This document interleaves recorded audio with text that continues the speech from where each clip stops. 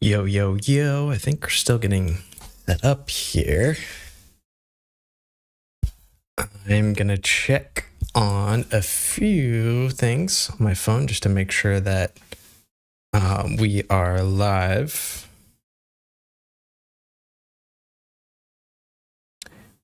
Give me a sec.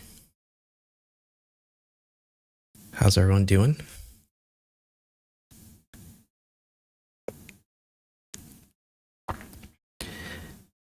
Might have some feedback, so sorry. Cool, we got audio. All right, word. So I'm gonna make like a quick video post to some socials so that way people know what's up, that we're live. Bear with me.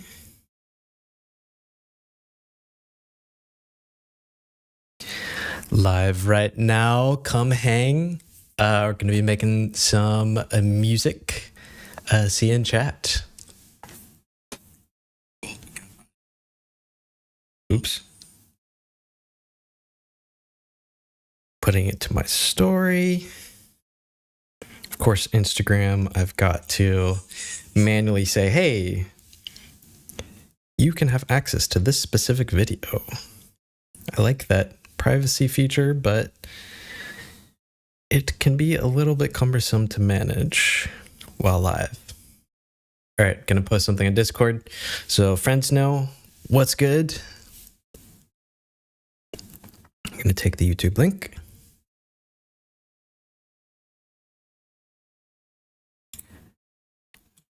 I'll be periodically looking at chat. Come say hey.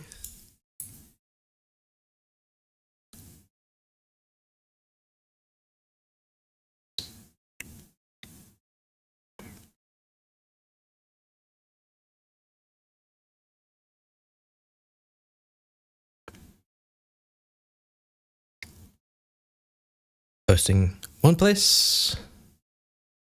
I could post it on another place.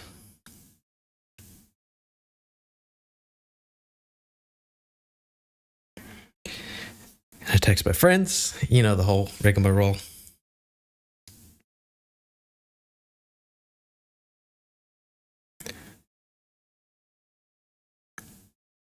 Word. Okay, I think we're good. Let me know in the chat if there's any problems with sound, whatever. Shoot me a text. Let me switch headphones here.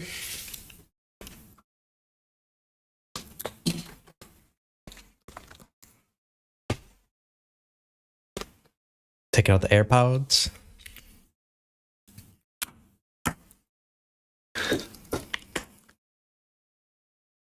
Word. All right. We are locked in. I'm going to do an audio check just to make sure we got audio on the desktop.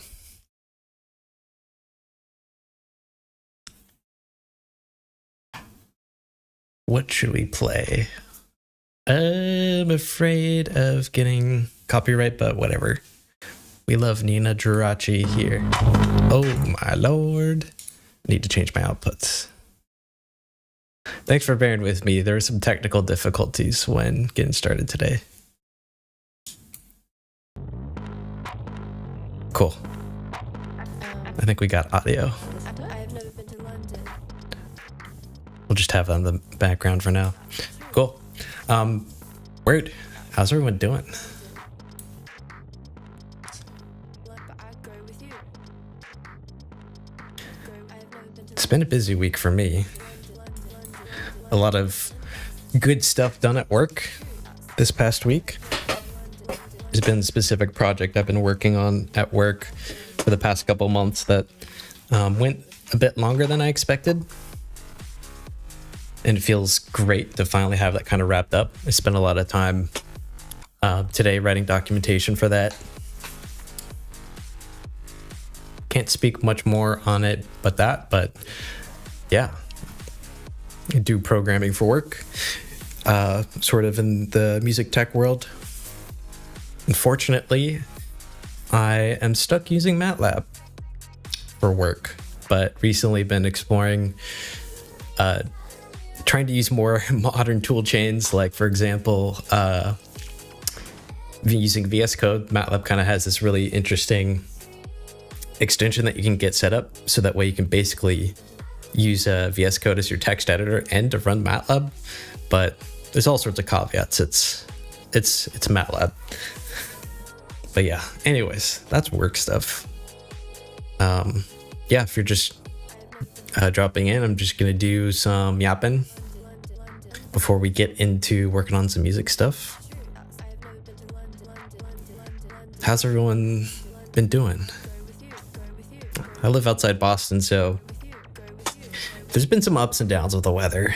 Luckily, all the snow's melted. We had like 1 or 2 days where it was the 60s, 70s, and it was amazing. And all the snow we'd accumulated from like the really 2 big storms, basically just all kind of melted. But now it's kind of back to the 30s, 40s, typical March stuff. But yeah, my partner and I last weekend, we took a little trip for a long weekend to Fall River, which is like right on the border of Massachusetts and Rhode Island. And it is infamous for the Lizzie Borden murders. See, we're a bit of true crime consumers and did a tour of the house and did a ghost tour. It was very cool. Not sure if my friends Matt and Jordan are tuned in at this point, but I'm sure we'll talk about it next time we hang out. But the whole setup that they've got there in Fall River, the Lizzie Borden house, is pretty wild. They've got sort of like a whole thing where not only is it kind of just like a museum that you can tour, it's also a bed and breakfast. So you can actually stay there. You can stay in the rooms. And one of the rooms that we stayed in, or we didn't stay in, but that we toured, throughout the house, actually, they have the dummies of the 2 people that were murdered there. Not, you know, they're just dummies. They're not anything connected, but they leave them there. And they say, yeah, we leave them there for if you're staying in this room, the dummy's just going to be on the floor and you're going to have to deal with it. So it's kind of wonky. And, but on top of that, they also do like a 4-course meal that you can participate in. And like every night they basically have like a, sort of like a ghost hunting situation set up where if you're kind of like a ghost hunting sort of junkie person, I used to consume a lot of that when I was a lot younger, you know, on the Sci-Fi Channel on cable. But they kind of have a lot of the gear that you would see there, where they have like REM pods and, you know, these things that you supposedly communicate with ghosts. And they have all that set up, and you can kind of like, you know, with one of the staff, wander around the house, try to ask questions and stuff. It's crazy. We didn't do any of that this time, but we were like, that might be interesting to try out. Like, I'm not a believer in ghosts. I'm definitely skeptical on that, but the experience sounds pretty interesting. It sounds like a fun thing. Like, why not give it a shot? Yeah, the trip was really fun. And right next door is kind of another historical home that has been converted into a cafe. That was actually really cool to check out as well, because throughout the house they have essentially a bunch of local art that's been set up that you can enjoy and take a look at. Shout out to Matt for the sub. I just got a notification. Thank you. But yeah, Matt, Jordan, if y'all are listening, we'd love to talk to you about what I was just talking about. Court and I's trip to Fall River and the Lizzie Borden house. It's like a half hour away from Taunton, where my partner lives. So it's probably like an hour and a half from where we live. It'd be like a fun day trip. And I don't know how keen y'all are on like ghost hunting and stuff, but that could be something we could do. But regardless, at least the tour of the house was cool. The ghost tour was cool. It was cold. I mean, it wasn't too cold outside, but the wind was absolutely miserable. But because it was kind of in the off season, there wasn't that many people there. We only had 2 other people on our tour, but it was kind of a blast. Yeah, it's kind of a cool area. Next time we'll probably go and check out, they have like 2 battleships that you can go and tour and stuff. But yeah, it was fun. Anyways, I'm just yapping about life stuff, but let's talk about some music things. All right. Oh yeah, one thing I wanted to show off for those who are like nerds like I am. Like a couple months ago, I think, I don't remember when it was, but Pop Up, the company that does a lot of like figurines and stuff you may have seen for different fandoms and things, they opened up a pre-order for 10th anniversary of the Porter Robinson and Madeon music video Shelter, which is probably one of my all-time favorite music videos. And they did a pre-order for a figure of the character, the protagonist in that music video, called Rin. And I did a pre-order, and like months and months later, it's been shipped out and it's arrived. And I brought it to my desk just to kind of show it off. It's really cool. Here she is. So if you haven't seen that music video, I highly recommend. I won't spoil anything because it's kind of like a really cool journey, but she's super cool. She's kind of like an artist that has been, found herself in a tough situation where she's kind of more or less the last of humanity, and all she kind of has is just the ability to create. There's not anybody left, anybody to talk to. It's just kind of like memories of the world she left behind, and she gets through it and lives just by making art, making virtual worlds and stuff. Again, I won't spoil it, but you gotta watch it. It is fantastic. But yeah. But as far as other cool music stuff that's been going on, I know I haven't listened to it yet, but I know Moody Good is finally dropped new music. Super excited for that.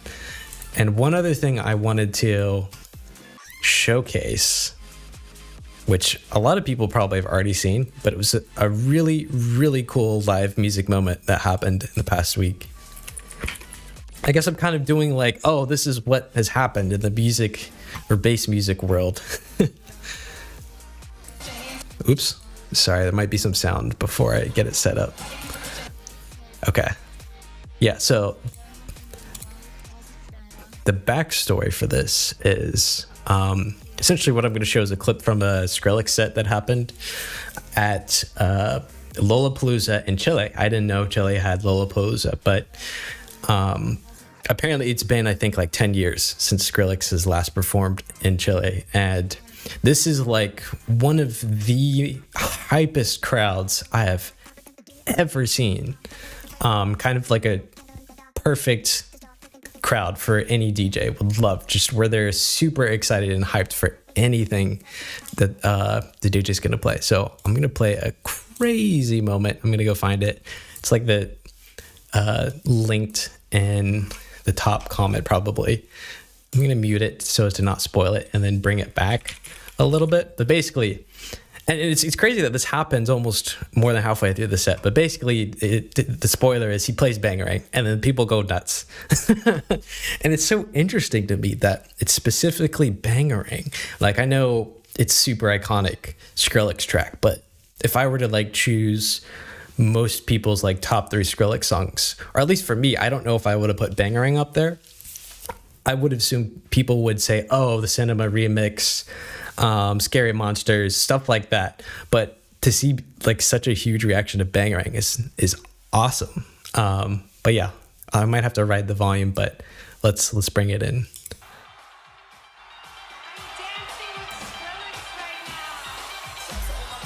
Oh, of course my big mug is on top of it. Okay, good. Live James reaction to Skrillex. Here we go.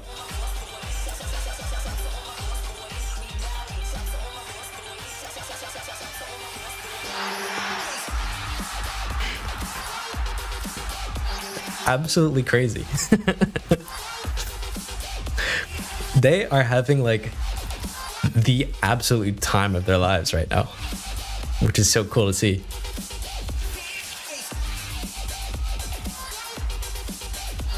I haven't watched the whole set yet, but at this moment went super viral that I was like, all right, I gotta go check it out.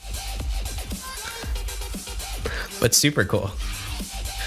And for those of you who are kind of like not super into the bass scene or not EDM a lot, you'll notice that Skrillex has got a haircut. You know, his iconic undercut and long hair.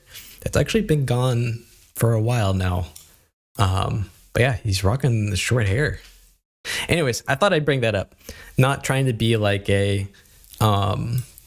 reporter of all the EDM events, all that, but I was like, oh, it's fair to share. So yeah, I was supposed to stream 2 weeks ago, but I was sick, so I ended up taking that week off, and we're back today, and the people voted. I put something on my Instagram, a little poll to say, hey, what should I work on the stream?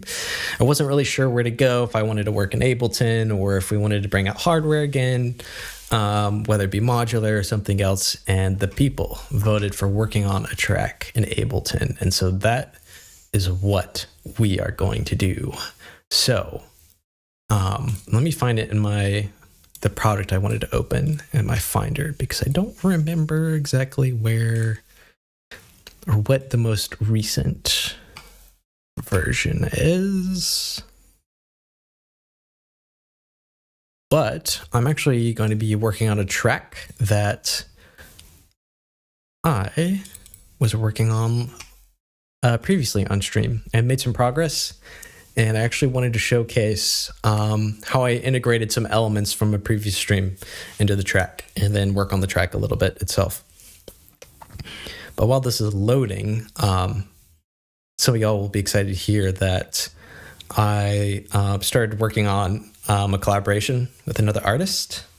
I'll kind of keep it under wraps for as to who that is. But we had a really cool Discord call, getting to know each other a little bit, as well as showing each other works in progress. And they opened up a project that was a drum and bass project. I know some of y'all will be hyped for that. And I was like, ooh, yeah, this is the one. I feel like I could add some stuff to here, because they had kind of fleshed out the intro, the first drop, but they were like, I don't really know where to take it. And immediately I had an idea, and it felt really good to just kind of jump in there and just let my brain go and just let the music come out. And, you know, obviously it wasn't immediately, oh, I have like a perfect idea, but I had a vision in my mind of like, oh, I know where I can take this. And that was enough for me to start doing some arrangement, laying out some rhythms, adding some new melodies, new elements, reusing old elements and stuff. So that's pretty exciting. I'm excited to work on that. Yeah, it's cool. So we are here and we are looking at this project. So I'll talk a little bit about where things are. Last time I was working on this track, essentially, I think I really only had the first drop written. And since then, I've done a good bit of mixing the first drop. I've filled out some of the emptiness and silence. And then I kind of extrapolated part of the first drop and added some new things, swapped out some sounds just to make a second drop, which I was really happy with. And sort of my goal here was to not do what I typically do, which is essentially basically come up with almost all new sound design for the second drop, because it takes so long to do. And I love that attention to detail, but it takes so long to do. And all that time I spent working on new sound design and stuff could have been used for a new track. So the goal is to kind of repurpose existing sound design, but the goal is to not have the second drop sound like a copy pasted version of the first. I wanted to have enough variation to have it continue telling the story of the song, as well as make it worth listening to. Like when I'm listening to music, if I this is just my opinion, at least for my music. If I want a song to be arranged in such a manner that there's a second drop, but I have no idea of what to do for the second drop, and the only option is to copy paste the first drop, I just wouldn't do it because I don't know. I don't know. And that's just a thing for me. I couldn't tell you why. It might just be a double standard for myself where I'm like, oh, I shouldn't do this thing, even though it's literally fine. And a lot of artists do it. And that's kind of been a thing people do for years. But for me, I'm like, oh, whatever. It's silly. But yeah, anyways, this is a little bit different for me because like I mentioned, this is me kind of keeping the main idea of the first drop, putting it in the second drop, and not just completely flipping things on its head like I often do, which is stuff I'm proud of, but I am, again, trying to, get to a finished product faster without having redundancy. Cool. So that being said, let's take a listen. Once we take a listen, I'll kind of break down some stuff because there's some cool things I wanted to say. And yeah, let's go.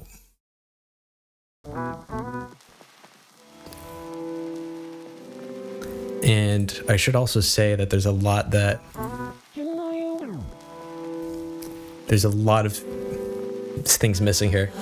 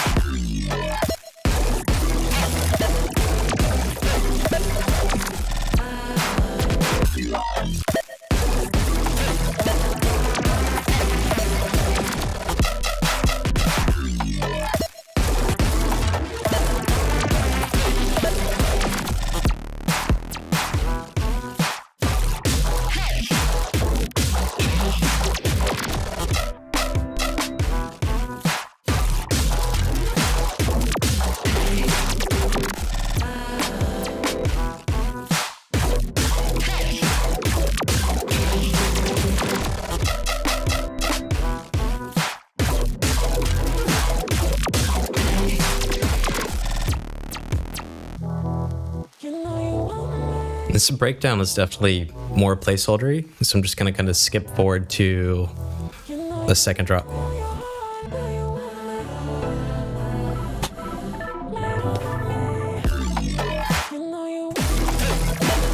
Come on.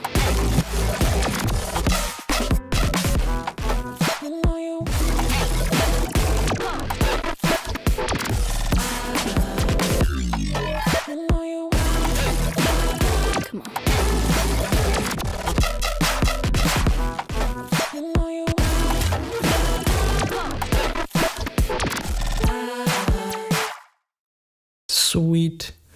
So again, like I mentioned, there's a lot of stuff that's a little bit placeholder, needs to be fleshed out, but the skeleton and the idea is there.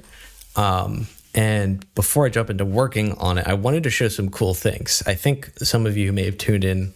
Last time I streamed, I did a modular stream where I took a lot of basically some of the channels of audio and ran it through my modular and recorded it and just kind of did that for the vocals, did it for the bass, did it for some like the music part, the music box side of things, recorded it out and had a lot of what some of us call mud pies, which is just basically you do a really long recording of something, you have a lot of modulation, it changes over time, and it kind of gives you like this whole collection of things that you can pull from. And since then, I've basically taken all these recordings out. Each one of these channels is basically doing different running different processing of the channels of audio through the modular. And I've kind of highlighted the bits that I liked and, kind of colored some things to be like, oh, this is a cool moment. And then I took those to use as kind of like fills and glitches and things to add back into the arrangement. So I'll kind of show some examples. It did take a little bit to parse through, but it was fun. This is the first time that I've kind of taken an existing sound and ran it through the modular to bring back into a project. I've always just, you worked on the modular, done sound design. Oh, my alarm. Sound design on the modular itself, recorded that, and then pulled that in. So it was cool this time to kind of have a different version of the track pulled in, different variations that I can use. So I didn't really label things properly, but I'll just play a couple snippets of this so you can kind of get an idea of what the recordings were.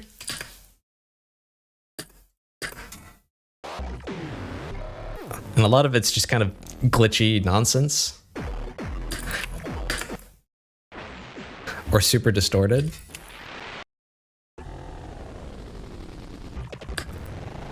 I really like this one, which I figured I could use as a layer somewhere potentially, because it's just super, super crunchy. This one as well.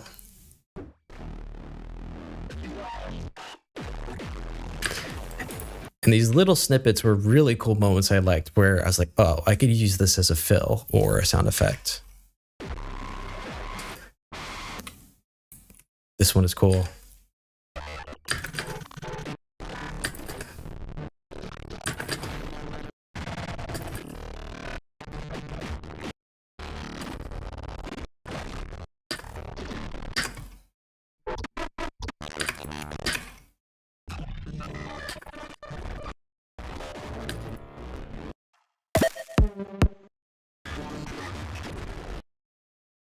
So there's all this stuff that I'm using as a source to pull from.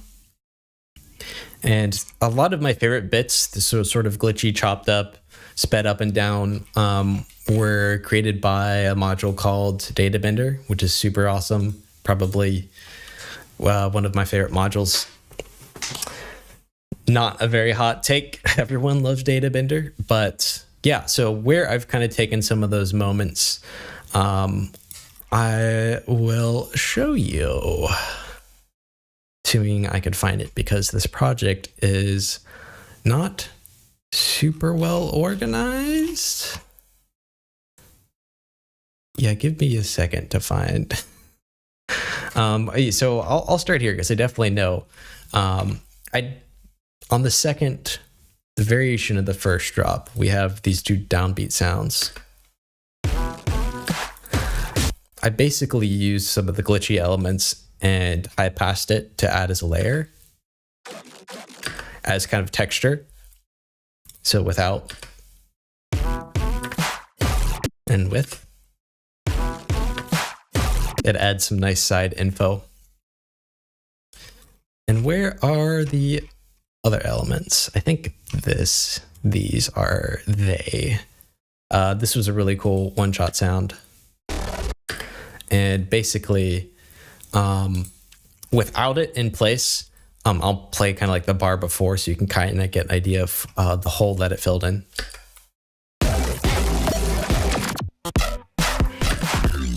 So it was just hole that I was like, oh, I want to put a glitch there because of course.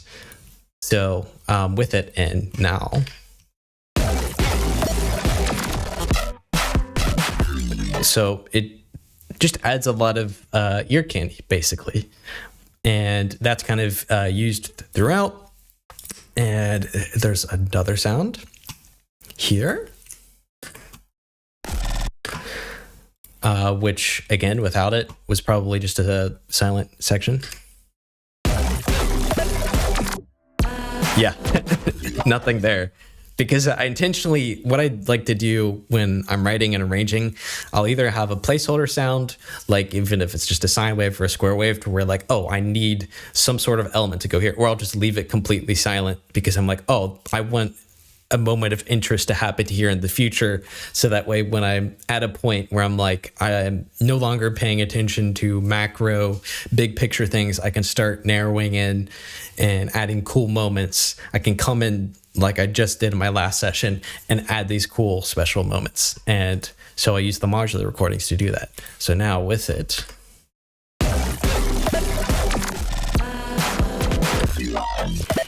and the last area that I use things, I believe, I'm not sure if I'm going to be able to find it.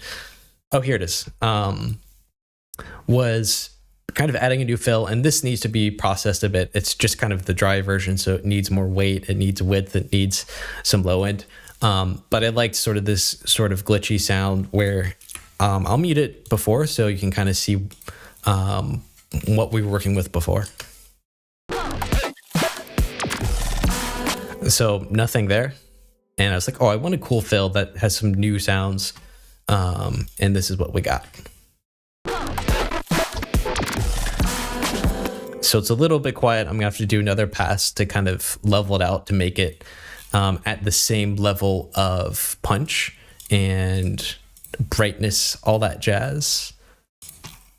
But yeah, so that is how I kind of integrated some with cool sound design before. But yeah, so I have 2 goals for today. You know, I've been yapping, haven't been really working, just talking about the song. I'm gonna actually start working on it. So there's 2 goals, and achieving 1 or 2 would be awesome. So the first goal that I wanted to bring in was kind of like an easy win, which was to replace the growl sound that happens on the downbeat here. It is a super cool sound, and it is a sample from the artist Silas. Go check them out, support them on SoundCloud, subscribe to their Patreon. This is where I got the sound, but I'll play it in context and then just play it by itself. And a variation of that by itself. It is super cool and it fits really well, but I was like, I want to replace this with some of my original sound design or somehow use it in a transformative manner, because like I think it's totally cool to just, you know, drop in an unprocessed sound, which is what I was doing right here. But that kind of goes back to my original what I was talking about before about having placeholders. I was like, this is a sick placeholder, but I want to eventually try and replace it with my own sound, or layered it in some way to kind of transform it and make it sort of my own thing. Because yeah, sounds on the downbeat, especially something that's in your face and that's like a sound design flex. I want that to be something that is original from me. Again, I don't necessarily, and maybe a double standard thing where it's like, I know a lot of people will just write songs using samples and that's cool. But for myself, I have a different standard for whatever reason. So basically what I wanted to do was take a sound from one of my older tracks actually and repurpose it for here, because it's like, oh, I've kind of made a really cool growl sound, and I'll actually find the song so you can kind of hear it in context. So give me 1 second. It is I think it might have actually been one of the first tracks that I released when I started making music, again during COVID. So yeah, it's called Look at Me. So let me find that section. I won't play the entire track, but I'll play enough so you get an idea. I know it especially happens partway through the drop.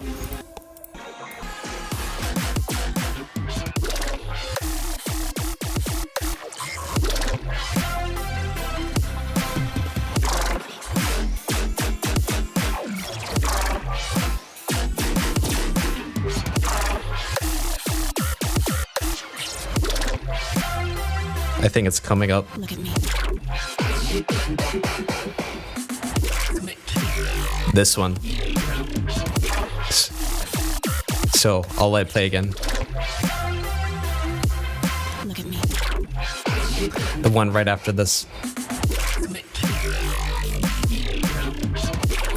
That sound.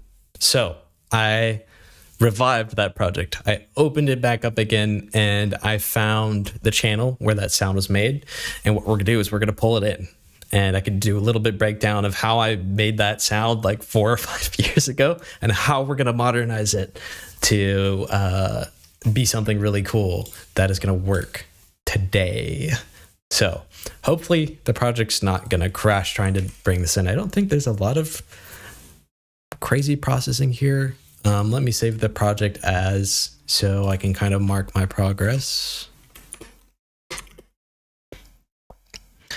And in Ableton, you can do this cool thing where you can basically click and drag a channel out like this, and that will save just that channel and all the processing. So I did that with this growl sound, so I don't have to open up the old project itself. I can just click and drag it in, and it may take a second because, like I said, there might be a lot of processing on there. And there it is. So it's basically going to have the same MIDI information that the original song did. So what we're going to do, okay, I've got a sub channel and then a growl channel. Let's unfreeze the growl channel. Let's listen to the sound in isolation, see what we're working with. Hopefully all the plugins loaded properly. I don't know if the sub did. Oh, yeah, sorry. I wasn't playing the whole thing. Here we go.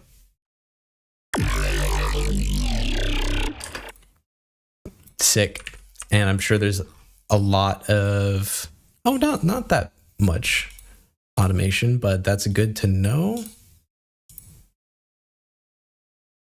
Okay. So what I'm going to do is basically kind of try and make this work. So I need this sound design to be a lot shorter. Obviously we're working with like what? Half note. And it's probably out of key.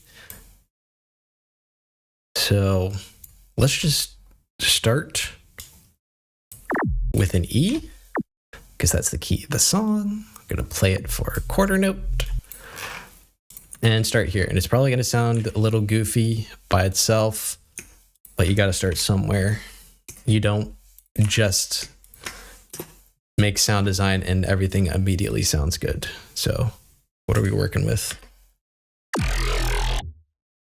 That's still pretty cool.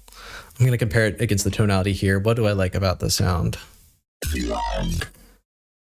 I like how it's talking and how it's kind of opening up and closing. So I think we need to add more movement here.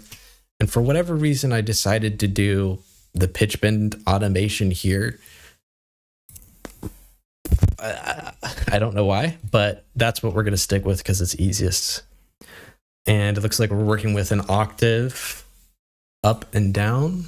And I think the key to a lot of good growl sound design is having pitch bend. It's got to be moving up, moving around to kind of keep it interesting. So we'll just kind of try some basic things and go from there. So right now, since I have a separate sub, I'm only going to listen to the mid sound design. And we need more of a...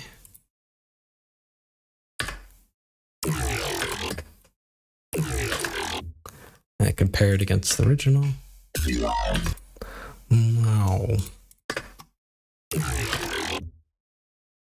I think it maybe is a little bit more of a subtle.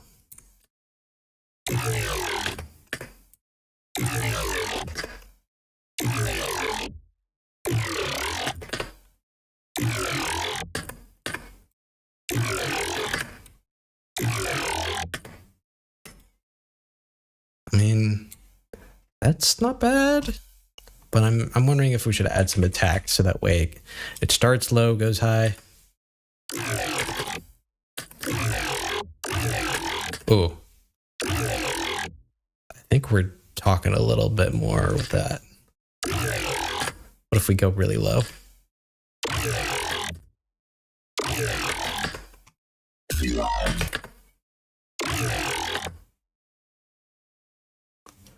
All right, why not? Let's start with that. And we have to add the automation to the sub. Does the sub have any pitch bend? How is the sub being pitch bent? Is it at all? I don't think it is at all. Because it is in phase plant. Okay. How do I want to do the pitch bend in phase plant? We might have to do something kind of annoying. No, we're just going to do it in MIDI. So I think if I just paste this in, we should be good. But of course, Ableton has the infamous pitch bend bug where it doesn't get reset unless you have a point on the 0. Whatever. It's probably going to have to be good enough for now.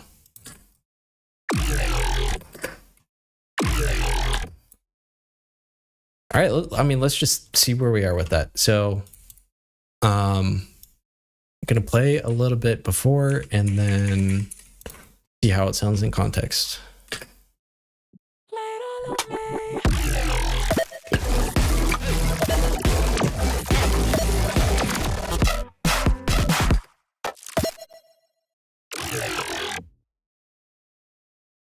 Something doesn't sound right to my ears for some reason. It could be because I am just so used to hearing the old version. What if we do a less extreme pitch bend? I'll turn off the sub for now because the pitch bend isn't going to match.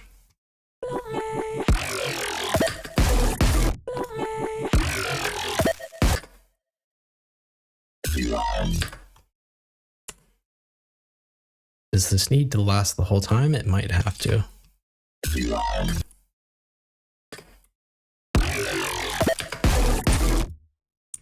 That's a little bit closer.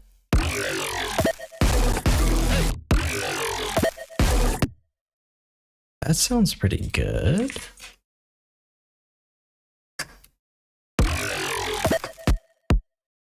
Okay. I'm kind of liking that. Before we get further, let's mess around with some of the macros. So we're going to do something that might be annoying to some viewers and just loop this and mess around with some of the macros to see what variation we can get out of it.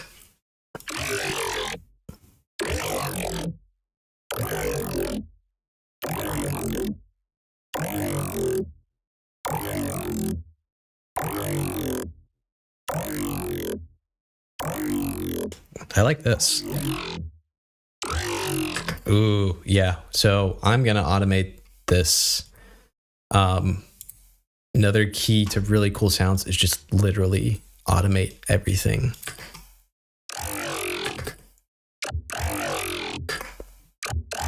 I mean, that's already pretty sick.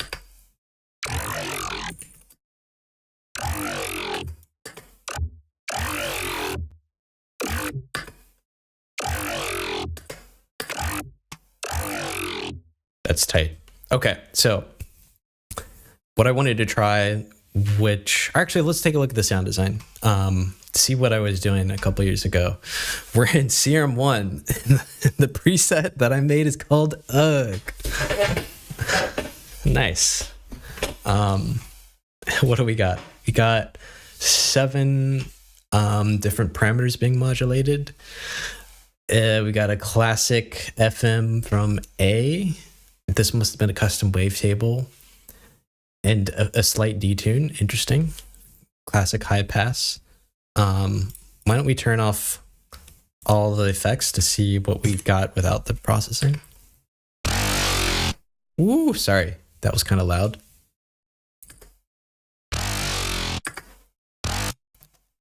Yeah, a lot of modulation. So we've got a comb filter. EQ. I'm not going to mess with anything now. Distortion, OTT, some dimension. Cool.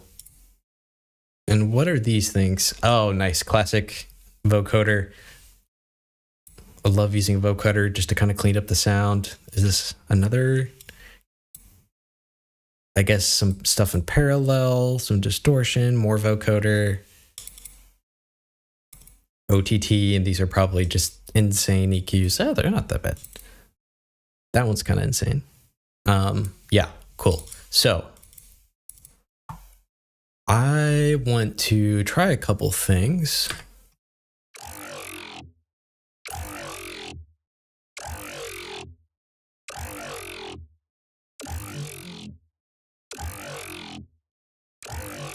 Add more focus to the EQ there.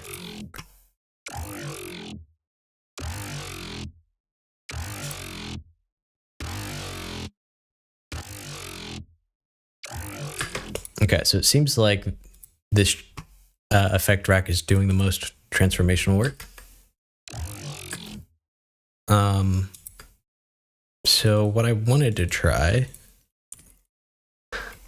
is a couple things I love to do with Ableton's vocoder. So vocate it again.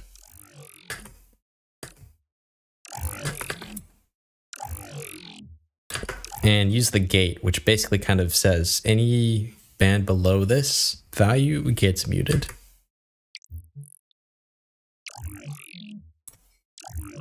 And this is how you get some really cool, wet sort of sounds. So that is pretty cool. I am going to keep that in a separate rack for now so we can come back to it. And the other thing I wanted to do was, because I love the timbre and the movement and the original sound that I was using before, is basically to vocode my sound with it. So we get some of that transfer over. So I'm going to do some experiments here to see if we can get something cool, because I really like the sound as it is now. But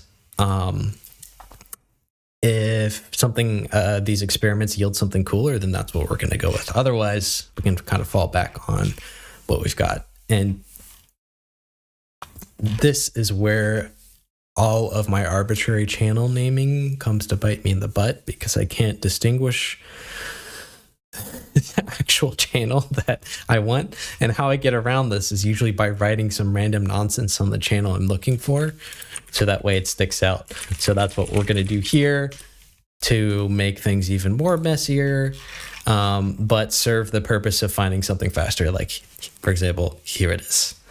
Cool hack for you. Yeah, so basically what's going to be going on is this sound is going to be modulating this sound. What's going to happen? Interesting.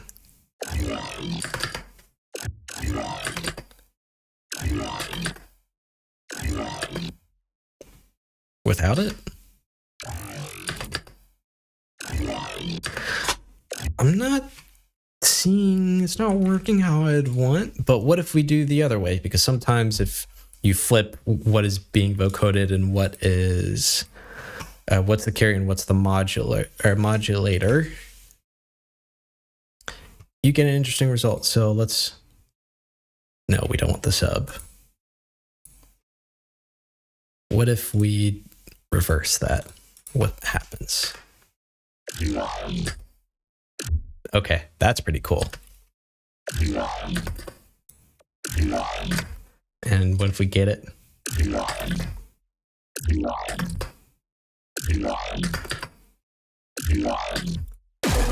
And what if we layer them together?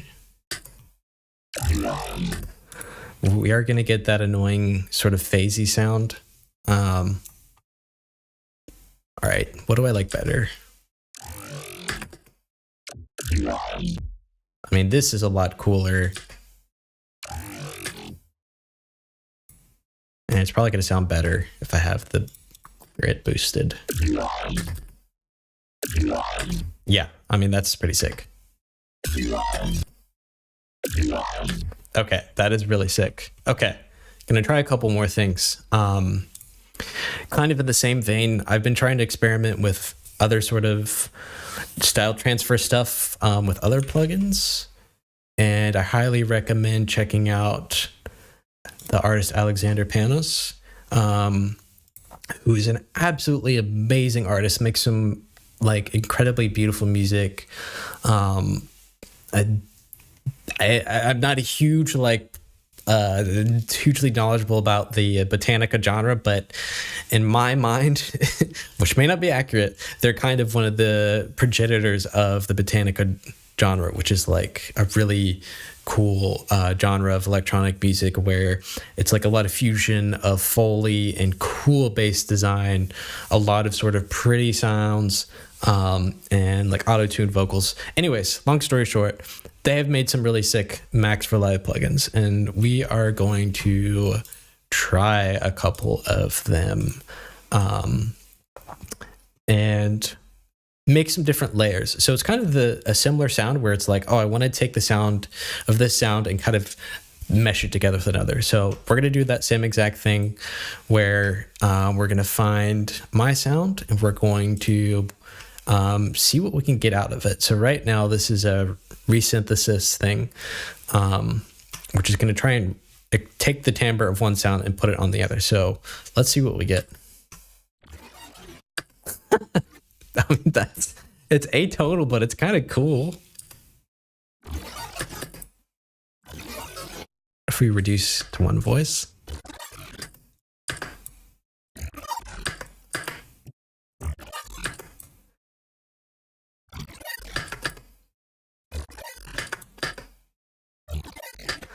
I'm going to, because I see my CPU's kind of maxing out, so I'm going to try and change my buffer size to see if we can reduce dropouts. So hopefully this isn't going to crash.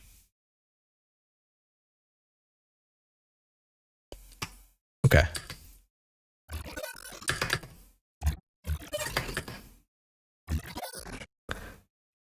More voices? I mean, it's pretty cool. Is it two-way tonal though? Let's see.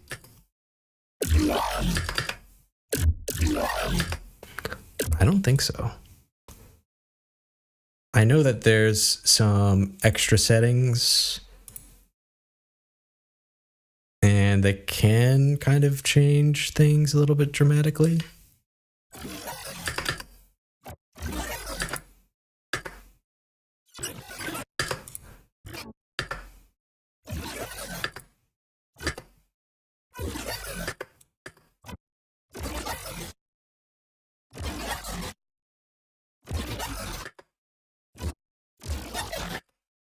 Okay, that's cool. It changes in level a lot, so I'm gonna limit it. Recently, Pro L has been kind of, I probably don't have to use Pro L. The Ableton limiter is usually pretty good for stuff that you don't need to keep a lot of, I guess, details. So we're removing dynamics so it stays consistent. And because some of this is atonal, I'm also thinking, well, what if we bring some tonality back? But I'm going to pause there and we can come back to that at a different point if needed. There's another really cool device also made by Alexander Panos, Max for Live, that I wanted to try, which I've also had success for. And it's kind of the same deal. You take the sound of one thing and you put on another. Actually, before I do that, let me get the sub also playing because I want the sub to also go through these. I want the sub, the strong sub, to be playing alongside.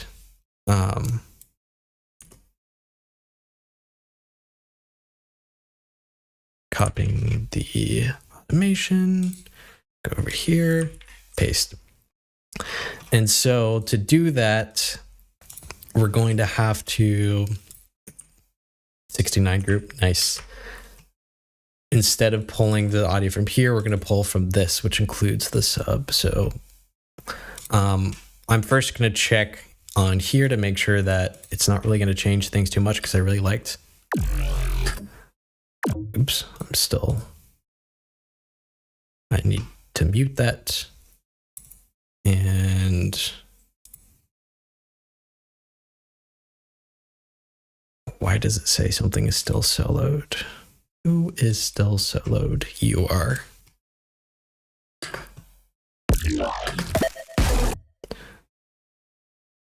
And move this up so that way we get the sub as well. Ooh, it's a little bit boomy, so I actually don't want the sub for this. So we will undo. What about for this sound? Having the sub might actually reinforce things a bit more.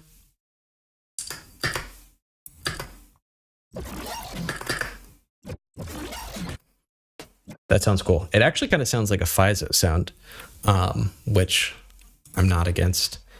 And let's go here. So let's see what we yield with this. Okay, so basically you have the ability to kind of morph between the two sounds. Right now we're fully at the original, but why don't we do the combination? Oh, cool.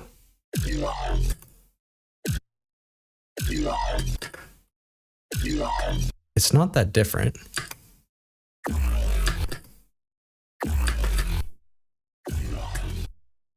What if we change phase?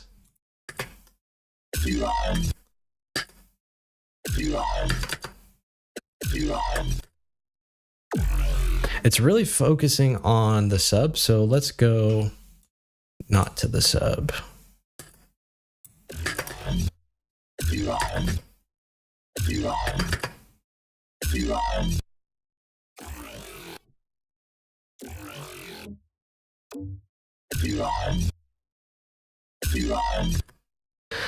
You know, I'm not really getting what I want out of this.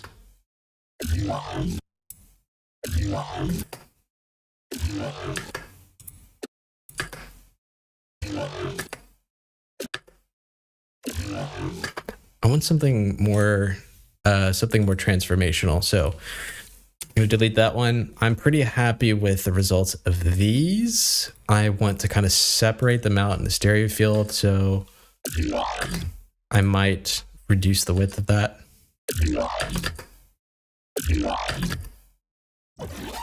This one's already pretty stereo.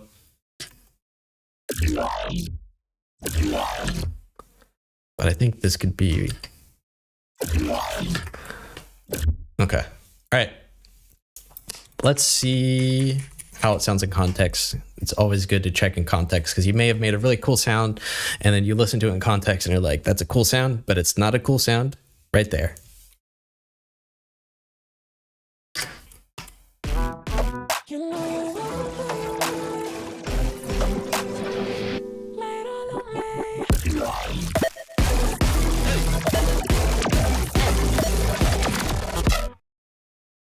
I think it sounds pretty good. It definitely needs low end. It needs a sub. That is missing. But that can be something that we fix.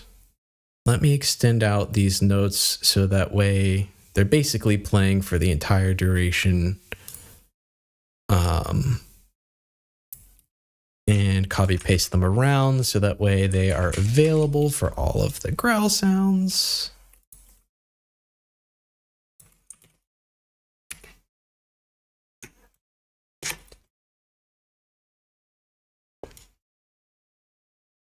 And delete these guys. We're still using growls on the second drop, just every other time. Actually, I'll just turn them off. Cool. All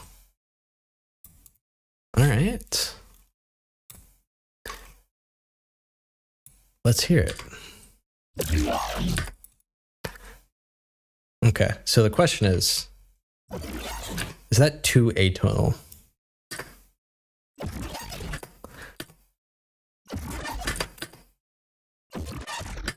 That's pretty sick.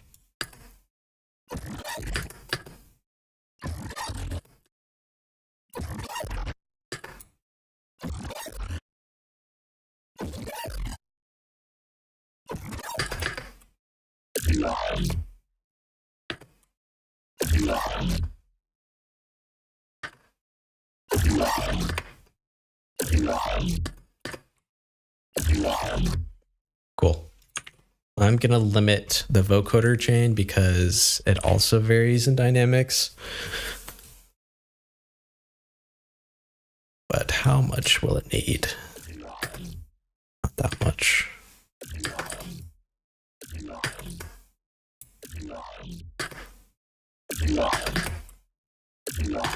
Cool.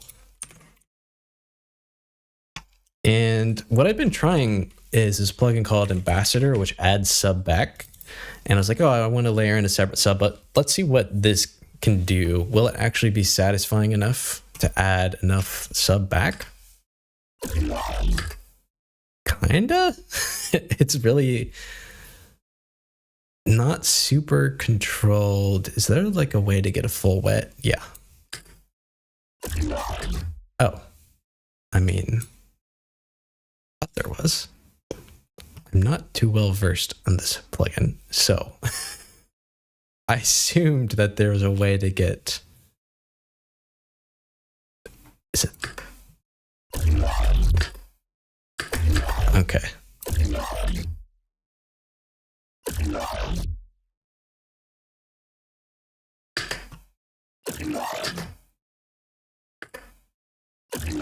Okay, so this is just the original low end. I don't know if there's like a full dry wet, so I can just hear the low. Oh, there is. I'm dumb. It's this. Okay, so there's basically no dry bass, but if we turn up the wet, yeah, it's not very consistent. All right, we're gonna do something, loop it.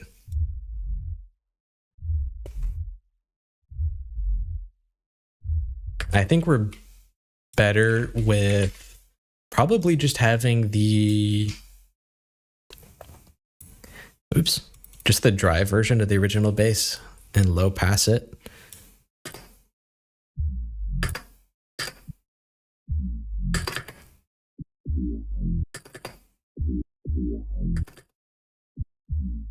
And layering that back in.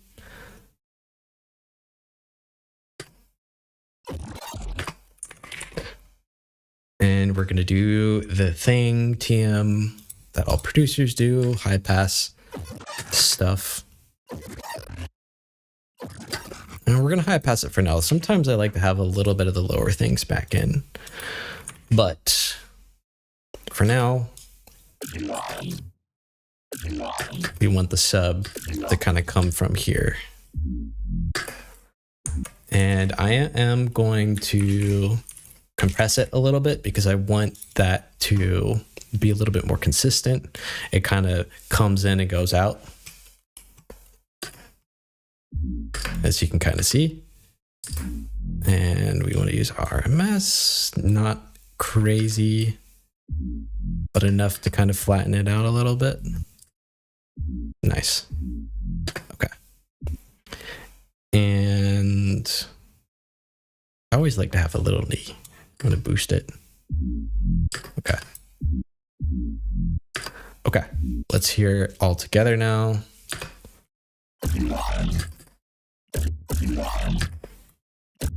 That is pretty sick. There's some balancing that's needed. So for now, I'm going to throw a bloom on there. One of my favorite plugins. It's amazing for just kind of getting a more flat spectral balance. Let's see what we do here with it.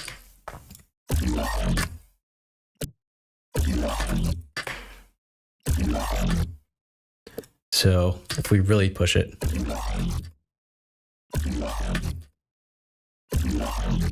it's really cool. Is there a diff approach where it can show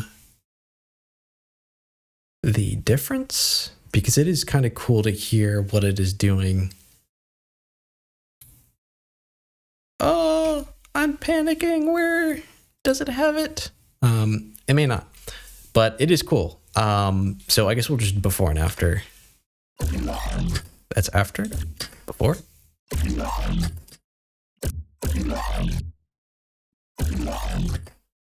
It's very subtle, but I find that it really kind of helps bring more balance here. And what I'm also going to use is Nasco's plugin called Inspec, which is very cool. It kind of does the same job. It's basically like the spectral compressor plugin, except made with more control, where you can kind of control the compression curve to change the dynamics. And I like to have this curve where it's kind of, you know, de-emphasizing some of the lower stuff, so bringing the lower stuff down and then boosting the rest. So it kind of creates some contrast with increasing loudness.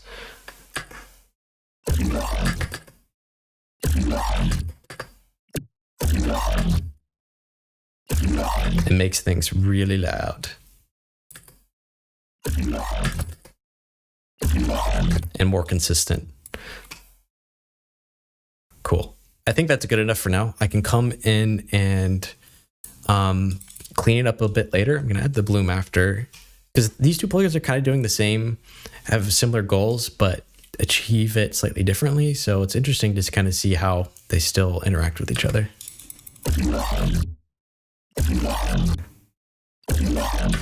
All right, I think that's cool enough for now, like I mentioned. Word. Okay, so I think we have achieved goal 1. Let's listen to it in context of the song, so that way we can just make sure that it fits in as expected.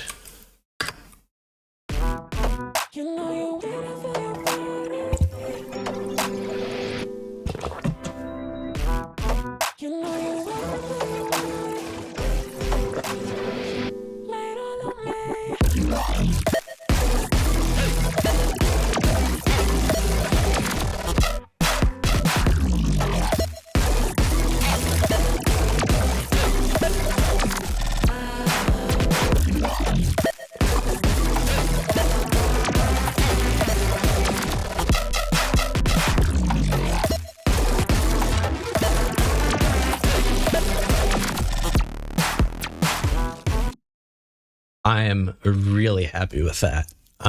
One finishing touch I want to add is actually to kind of add a delay that is going to happen on sort of this artifacty atonal part. So that way the sound of the growl kind of like washes over the rest of the drop.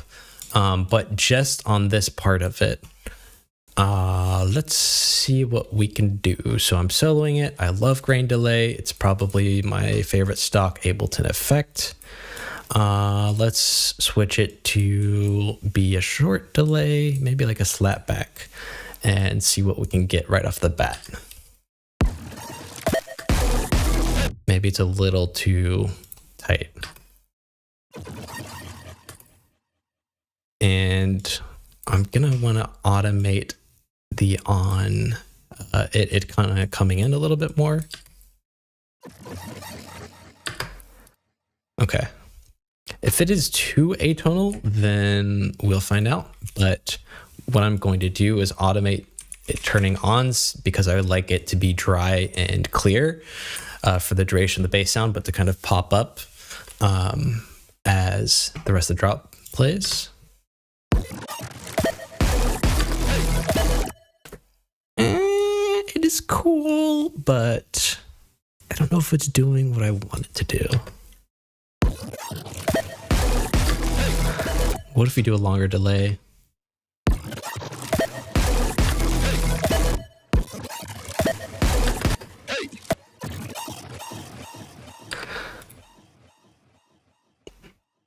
It is cool, but I'm afraid it's too atonal. So what if we take that idea and then just use it on this vocoded part instead? Because this is the more tonal aspect of it.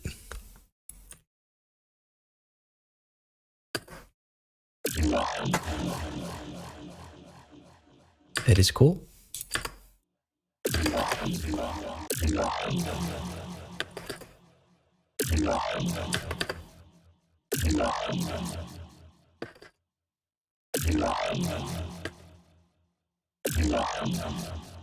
All right, let's see what it sounds like in context.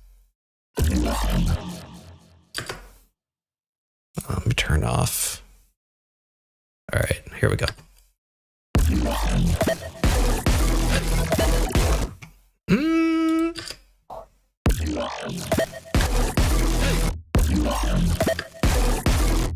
All right, I think to get what I want, we're gonna have to do some parallel processing. So I'm not gonna follow this rabbit hole too far. I'm just briefly gonna poke my head in and see what we can get. So what I'm hearing in my head is like, I want to be able to kind of have more control over that delayed signal afterwards. In order to achieve that, I'm going to set up like a a wet chain and a dry chain. So the wet chain, I want to remove the low frequencies.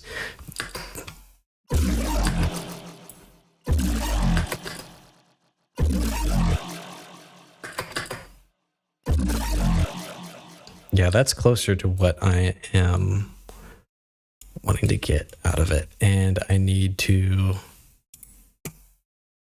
I'm just going to sell the vocoder part.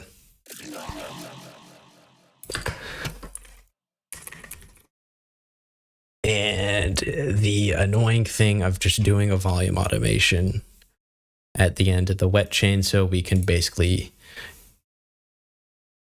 bring in this sound. And we'll just start with some arbitrary automation. So we're just listening to the wet part. Now let's hear it in context.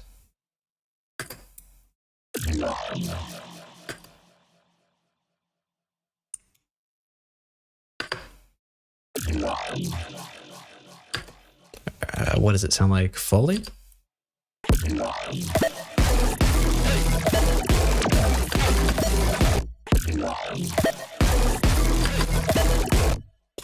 Okay, not bad. What if we do it just on the atonal part?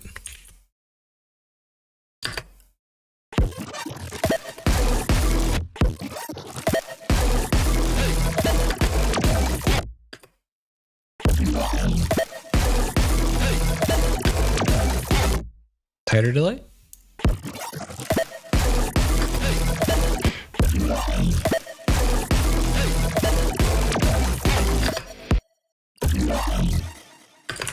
I think it is cool.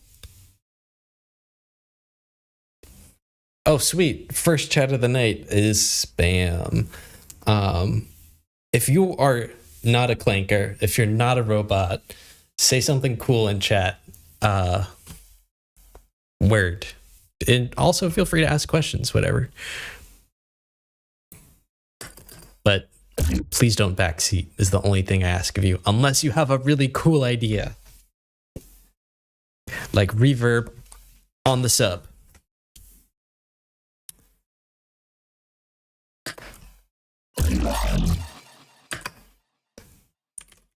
I'm going to add an EQ after because I want to remove some of the high frequencies of the wet signal.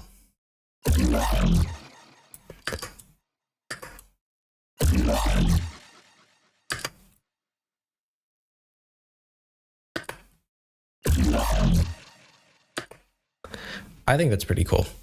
I think that's good enough for now. If I don't like it, I can always come back and mess around with it.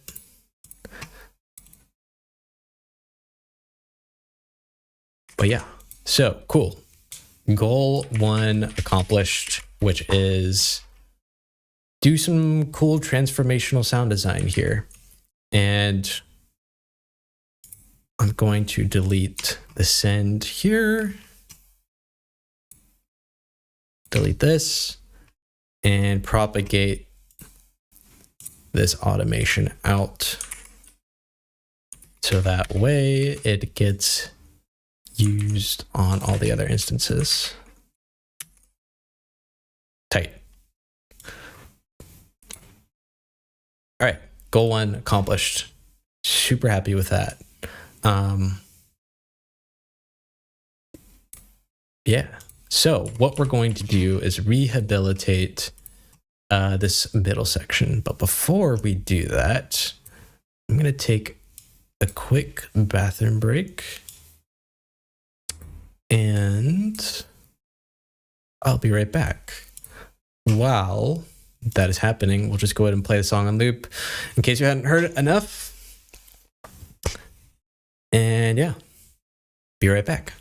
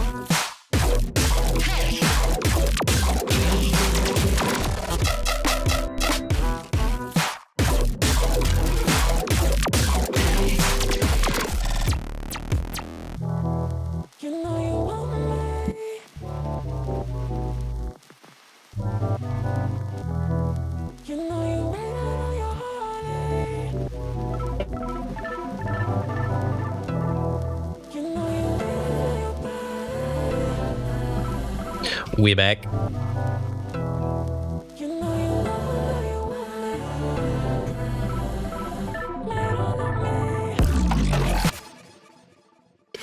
Word. Got me a liquid death, Dr. Death. That's good stuff. It's kind of like a, I guess, sugar-free version, rip-off version of Dr. Pepper, but it's good. No caffeine. Okay. It is fitting that when I came back, it was playing the breakdown, because the breakdown is the other goal that I wanted to address today in this session. I think the ideas are cool, and there you probably notice that there's kind of a little bit of a shift in tone, and that's kind of a carryover from when I was first fleshing out this track, where I didn't know where the second drop was going to go, and I was playing around with different samples and trying different combinations of notes that were slightly different than the intro, but they were cool, but they were leading in a different direction than the track is right now. So I'm probably thinking about shifting that tonality, that mood, back to be more in line with the rest of the track. So what I'm probably going to do is mute some of these, or like go element by element. What do we have? What is playing here?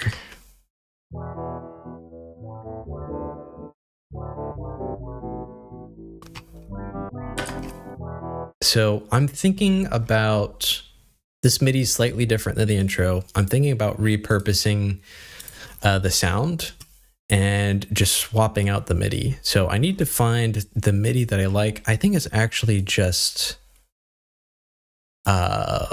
this. I think this is the MIDI that I want that is following. So why don't we A/B it? So I'm going to duplicate this, have the same sound, but just replace the MIDI so that way it's actually following the intro. Let me remove some of these notes that are kind of just out there.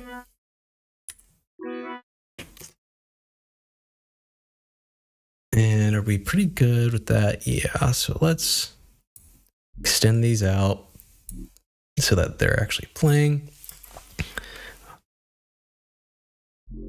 Are we about in the same range? What these are playing starting from E1 to E3.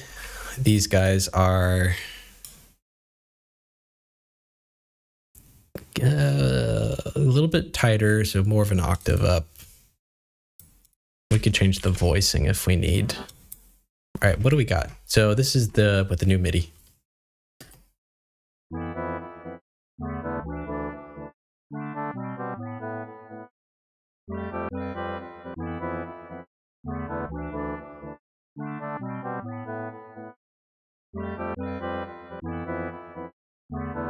Just got a notification. Little aside. One of my favorite streamers is Frost Prime, huge Slay the Spire fan. He just went live. He normally streams a lot earlier in the day. What the heck is going on? Might tune in after the stream. Who knows? We may even rate him with a total of 1 viewer on Twitch. Shout out my 1 Twitch viewer. You are awesome. Thank you. So what really is different between these two? Is it just the voicings?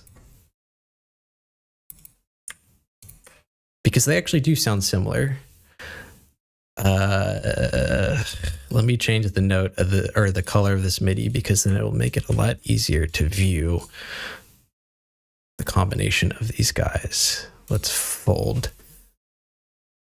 I mean, they are slightly different. Yeah, okay. Let's A/B it.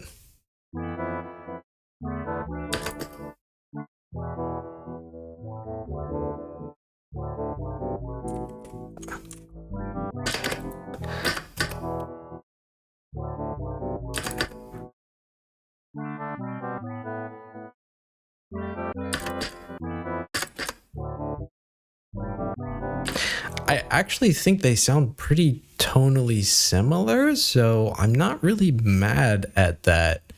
Maybe it's this that is giving me the dissonance.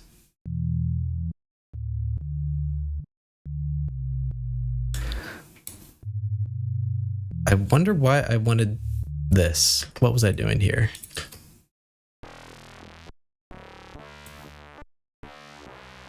I think I was trying to...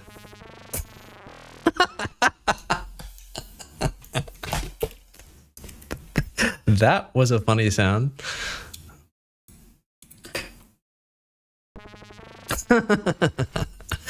My partner really loves the... I don't know what to call it. I don't know if it's like... I know it's a serious genre and collection of different genres. That's like UKG, some 140, but it's kind of been their foray into dance music, where these YouTube mixes that were basically called like music to get the goop to, or like absolute glorpin time, where it's like, if it is kind of like an onomatopoeia. If you were to hear it, you would totally recognize it. It's kind of like half mimi, but also half serious. It's like Sammy Vergy, like a bunch of like frog music for like frog people. And that's what this sound reminds me of. Anyways, I'm just going to delete that because it's not doing anything for me. What is this window? Okay. Thanks, Isotope. You stopped supporting Trash 2 years ago, so I don't know what update you're talking about. Yeah, so I mean, I'm just probably going to go with the new MIDI because it is in line with the tonality of the rest of the track. I think the dissonance I'm getting is probably from these chords, which were, I think they're chops from an Omanu sample. Let's listen.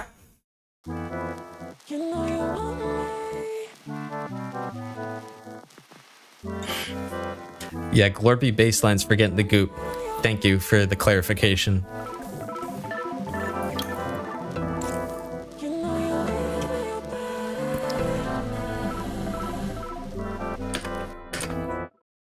So this is cool,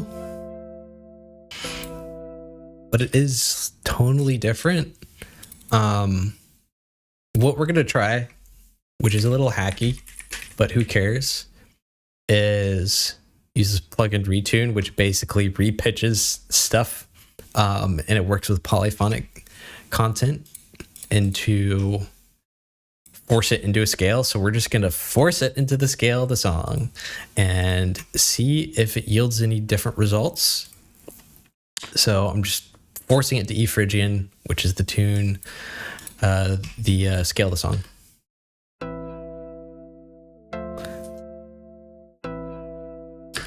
Is it any different? It might have actually already been in tune. So what about I think there might be a different chord here. It is not. Okay, so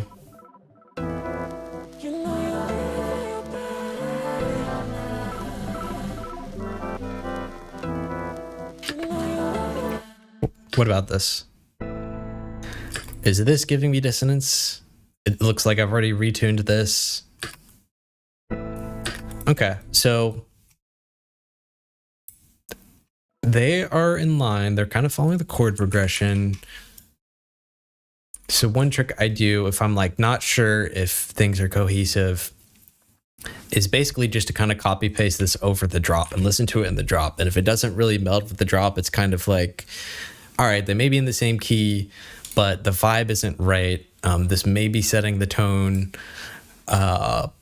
for a drop that's not coming, if you see what I mean. Like, it is a cool idea, but let's see if it actually works in context. And what I'm going to do is just turn down everything but the melodic stuff so we can kind of hear them in context.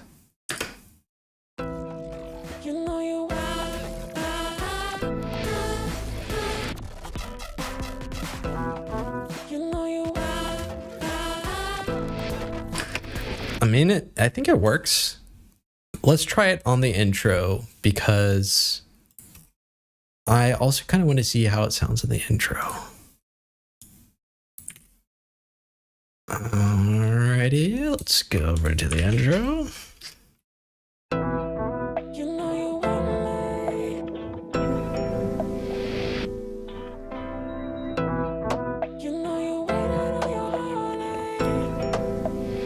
Okay.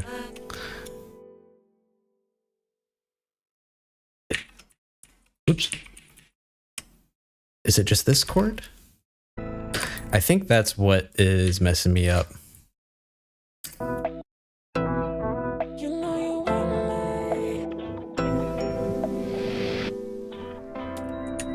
right, we're going to try something weird, which is kind of force these notes to follow the chord progression, because I think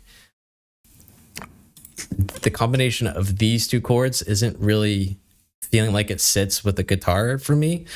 Like, 'cause the guitar is kind of playing this weird chord, and I don't know if these are working well. So we're going to do another experiment, which is basically feeding the MIDI into the retune, which I think you can do. I'm pretty sure you can do.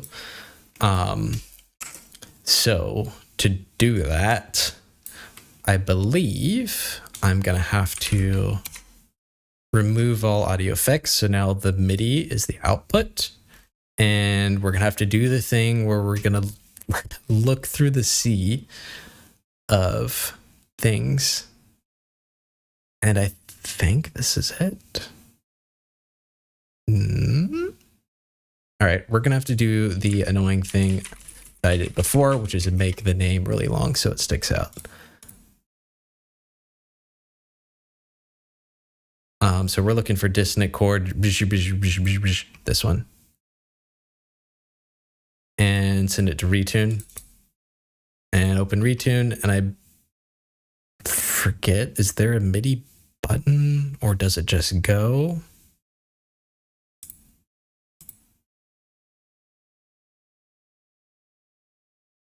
I think it just goes. All right. Oh yeah. Oh, yeah. Well, let's see what happens. Is it gonna sound weird? Oh, that's the wrong. It's just the wrong channel. Here we go. Yeah, it is gonna sound a little bit weird because it's attempting to play this chord over it ringing out. So I'm gonna mute that so we don't get that weird dissonance. We're gonna group these together. I'm trying to think if there's another way to do this without having to duplicate. Let's see. Because I guess what I'm thinking is I need to duplicate this channel to also send it to here, but I might be able to do this with external. I can't spell.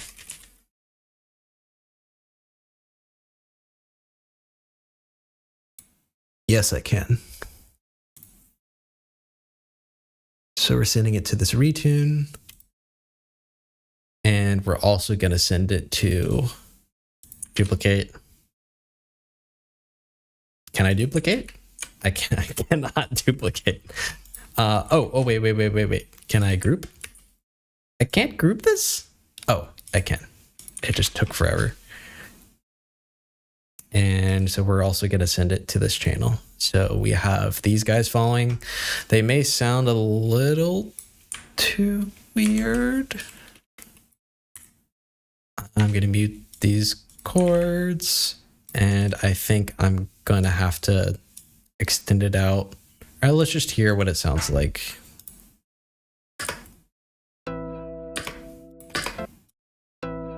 Oh, the retune's off.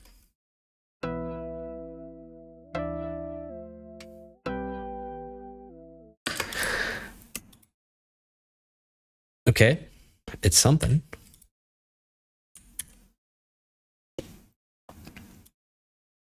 These are weird. Quantize to something more than... why are you quantizing? Am I crazy? Whatever. Legato button. Play this out. Legato. And am I correct in that it loops? It does loop. Going to do that. Okay, so now we have the MIDI set up to send where we want. How did we sound?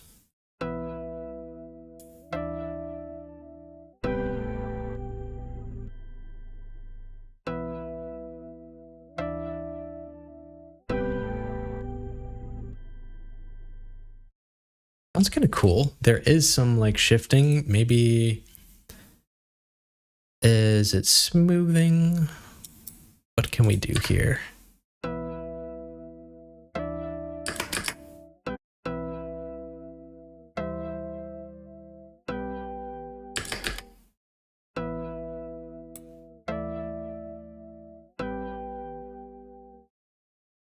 And does this sound cool?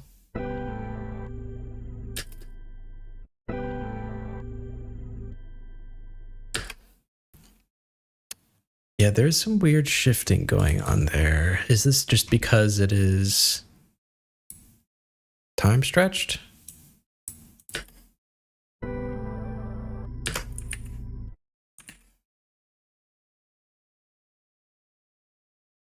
think it is. I mean, maybe we could take advantage of that and make it sound really glitchy.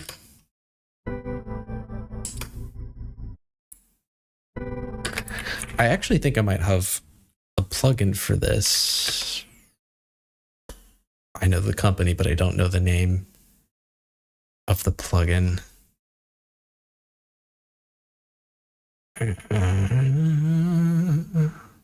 This is it.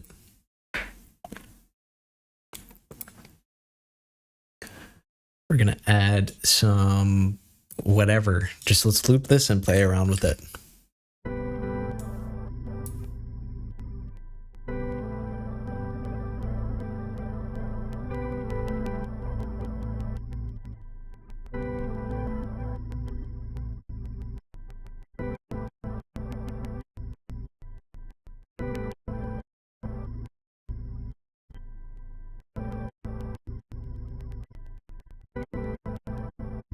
Nice. I was gonna say the clicking is horrendous, but this is cool.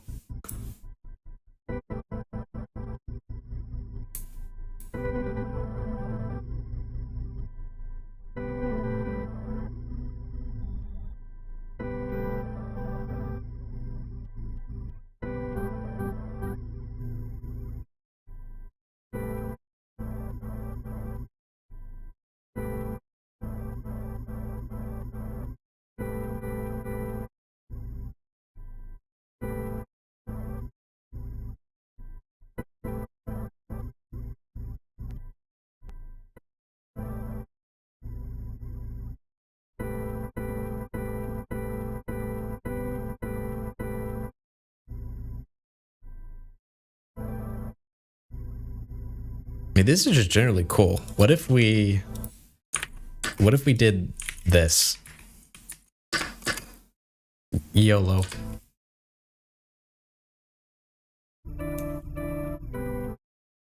Oh, sorry, I need the dry.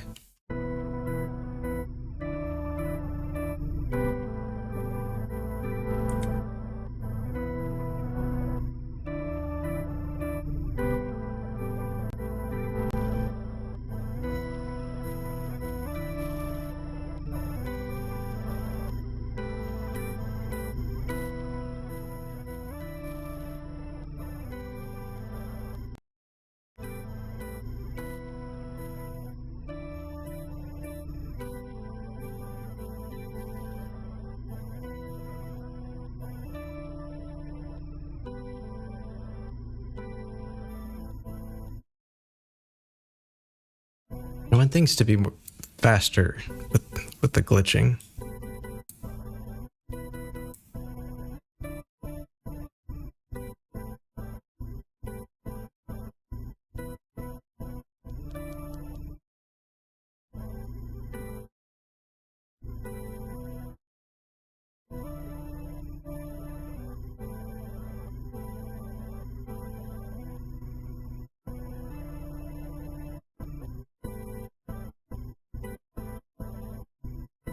This is cool.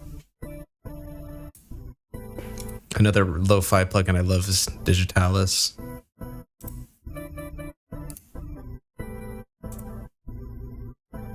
Cool. Let's OTT it, baby.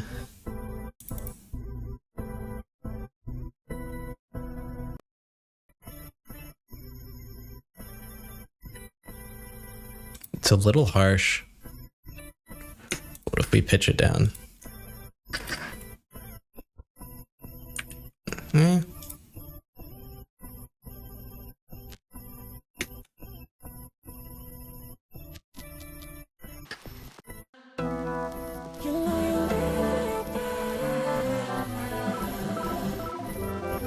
Okay, the rhythm is a bit much.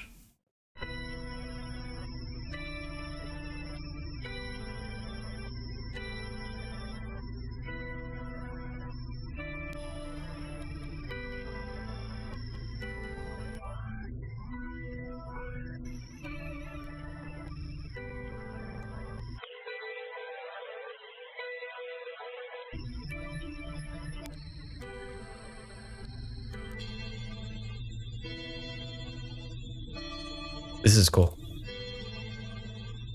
All right. That was a fun little bit of an adventure. Do we want this playing the whole time, or we want on the last note? Let's get our heads back in the game.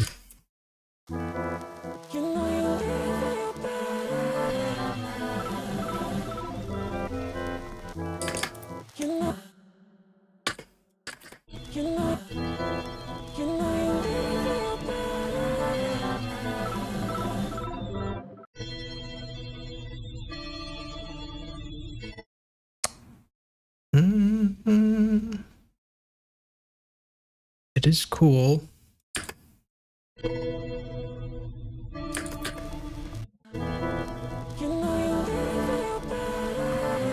I'm happy with that. All right, what about the Amanu chords?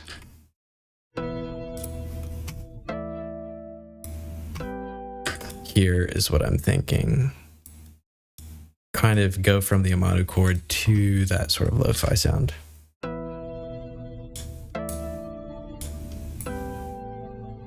Yeah, that is correct. And I want to add some character. Another plugin I love, Cataclysm, by the same people who made Digitalis, the one I was just looking at. I usually kind of start with their presets and go from there.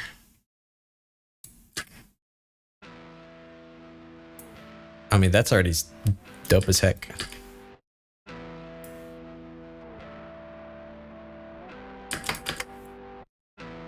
It does ring out a bit, but maybe that's something we could introduce on the drop.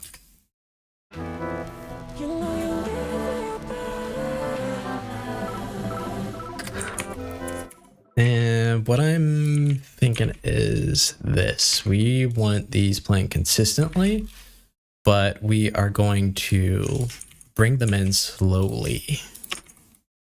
Let's see where that goes. So what I want to do is automate the distortion here, or the dry wet, or whatever is giving this fuzz.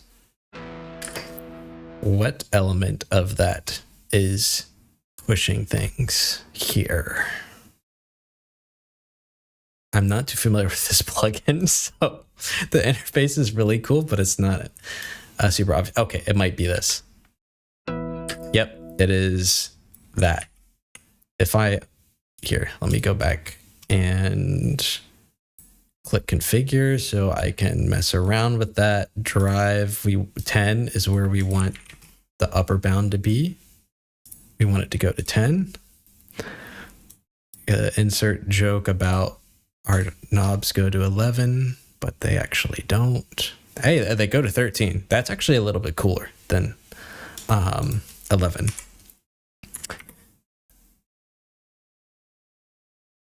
So we wanted to open up over time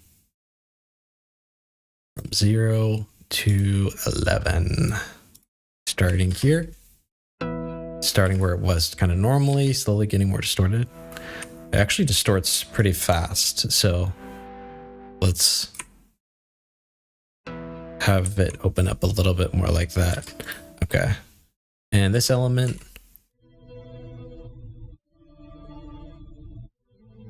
I like that it's already kind of lo-fi, so there may not have to filter this in much.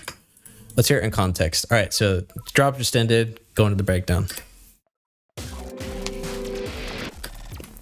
Let me fix the relative volumes of everything. Sorry.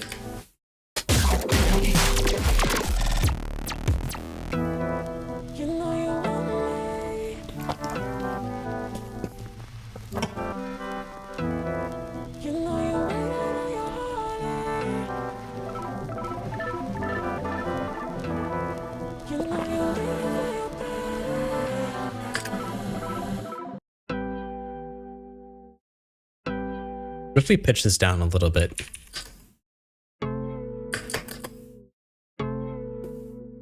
I do kind of like that a bit better.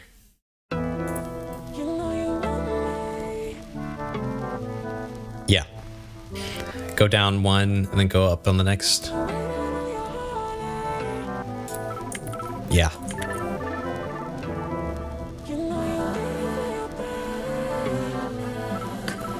And this is still a little bit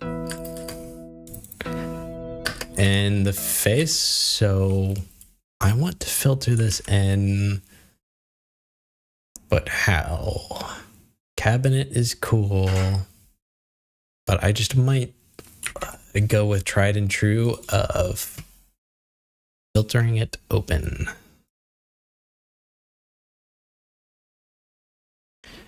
So we'll start here and open it this way.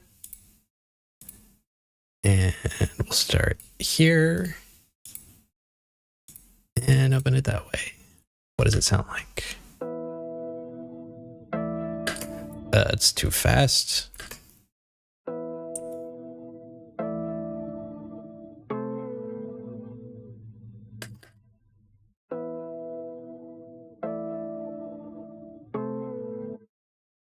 I might want to not have the chords change and just start with the one that you're going to finish on.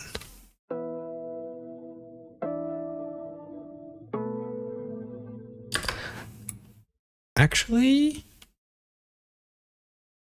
I want that to happen on the second time around, but on the first time around,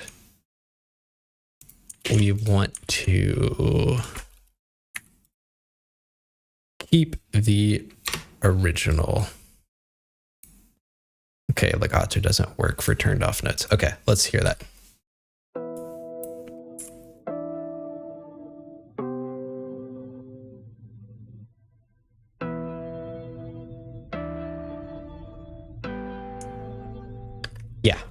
Yeah, I like that.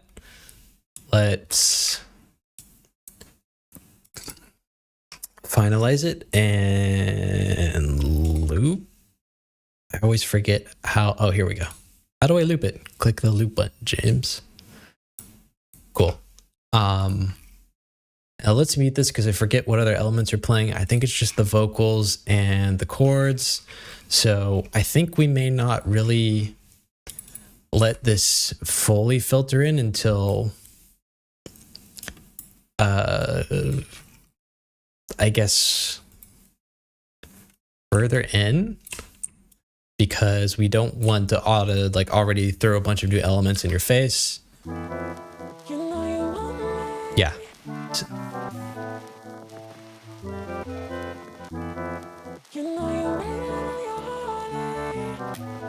Cool. All right, let's see how it fits in.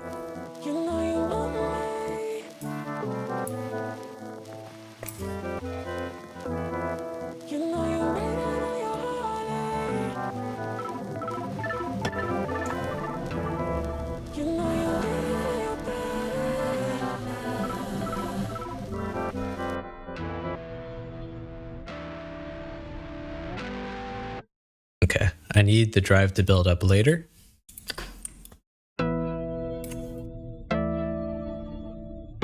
And I'm gonna reduce the mix because I like the low end of the original. Word.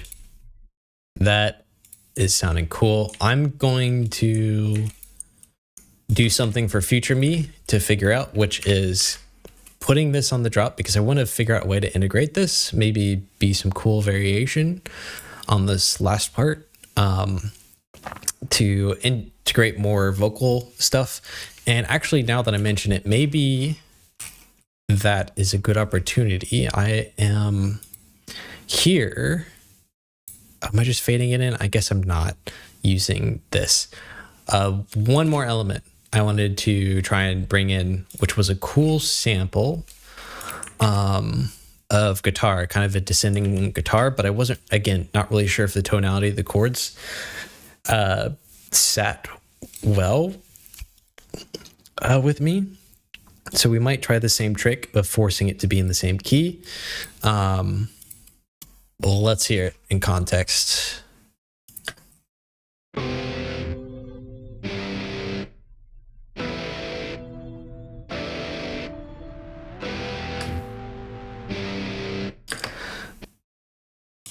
This is what I was.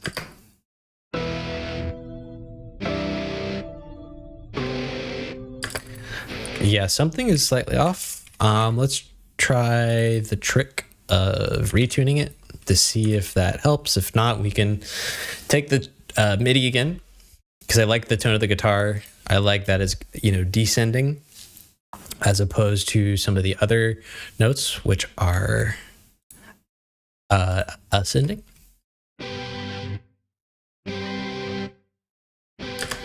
Oh, here we go. We need to, there we go.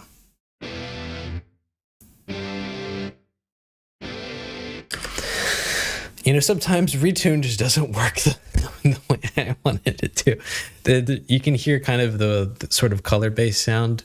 Yeah, this isn't working. Let's try sending the MIDI. So we're going to duplicate the external instrument and we're going to send to the channel that's just called one shot. Retune. What do we have? Is it sounding better?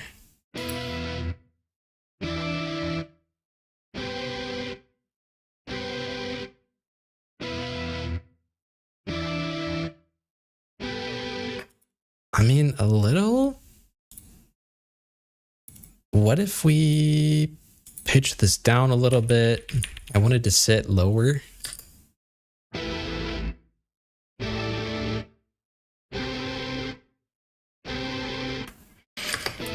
Here is what I'm thinking.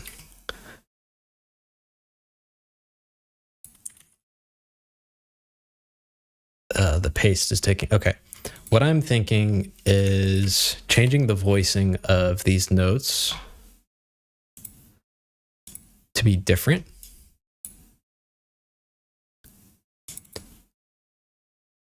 So instead of using this MIDI, we're going to use this MIDI.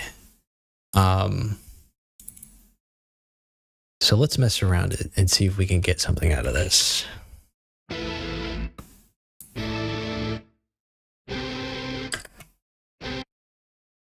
Because I like the nature of the descending. So let's try and replicate that by just changing the voicing of things.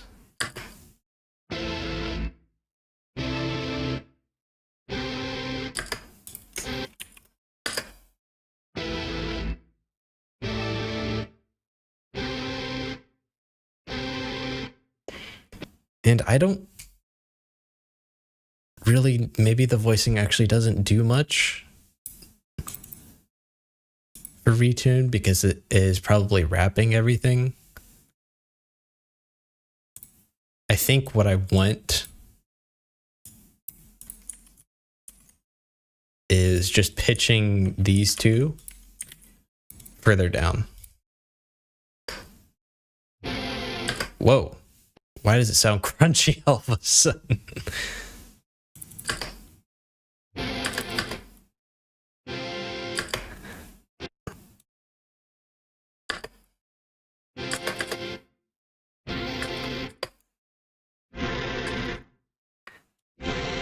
It's probably, yeah.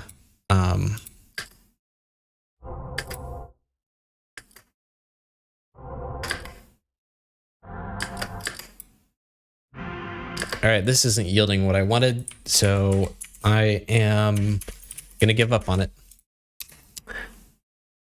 It was cool and a different idea, but I don't think the tone is going to work.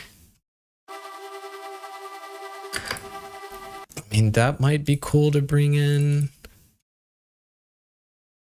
but I'm gonna leave that for now. The one other thing I did want to experiment with was vocals. I had played around with some, are these sampled? I think these are sampled vocals.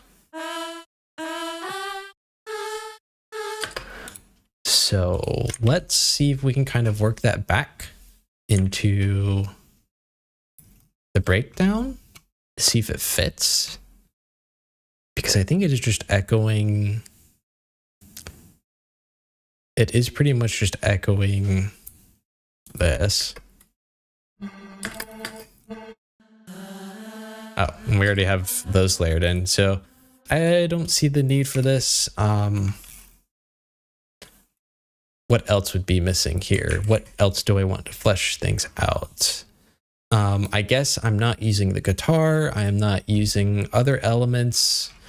I could probably integrate couple of them.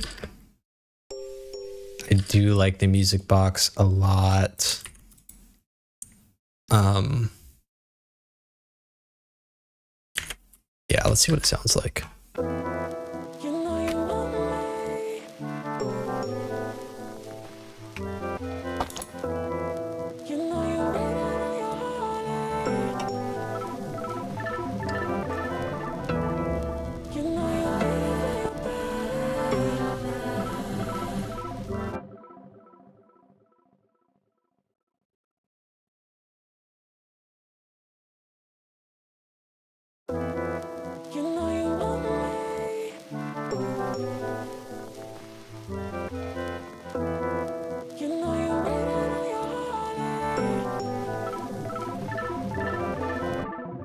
I'm thinking just playing the second chord.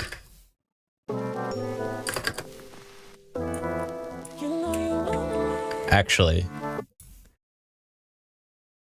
I know what I'm thinking. I want to play both chords, but I want to filter it in on the first chord so it opens up like this.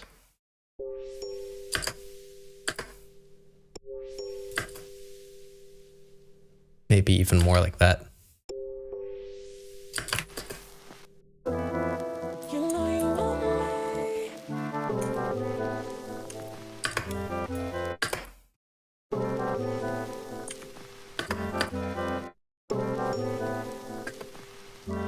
But a little bit more subtle. Like that.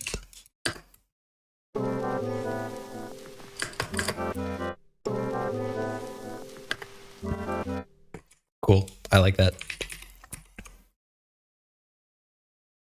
But make sure the filter's open. For the rest, what about sort of these reverse things?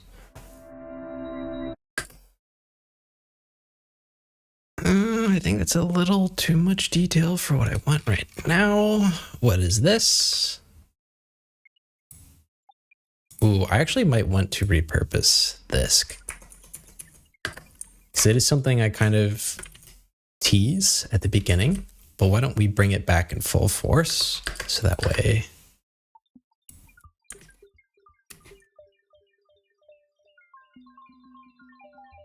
we kind of have it opened up.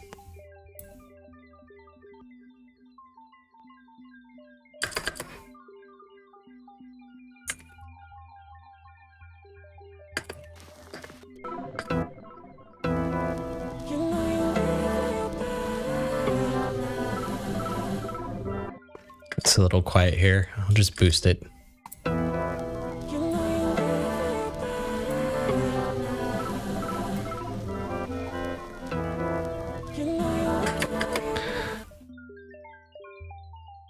Is this doing what I want it to do?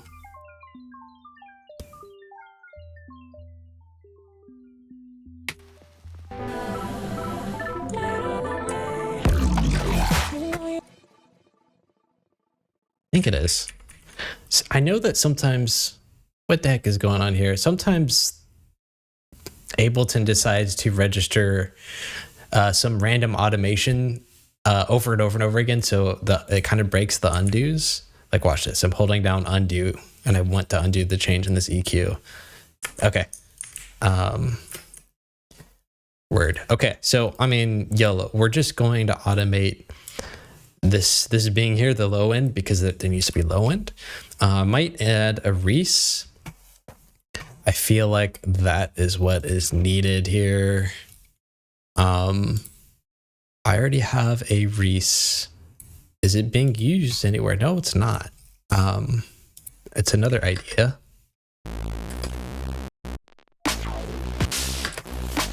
Whoa.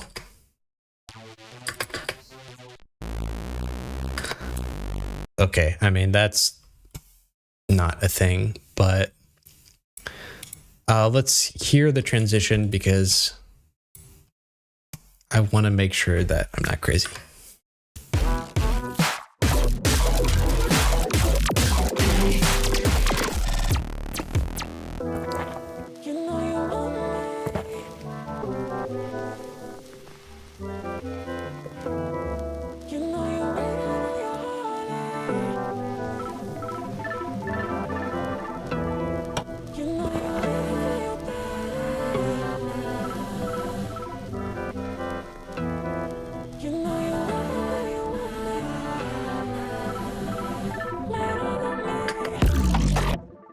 Okay. I actually don't think it needs a Reese, at least not at this current point. I am pretty happy with what we've got. Why is this? Okay, this was the old chords. I can delete those because I like the new ones better. I'm going to have to organize this project at some point. But yeah, I'm pretty happy with things. Let's listen back to the growl again, now that we kind of have fresh ears, before we lock it in. It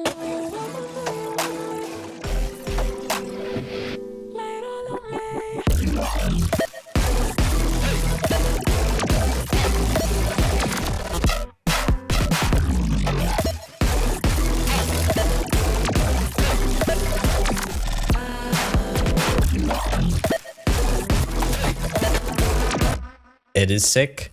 The atonalness is still bothering me a little bit.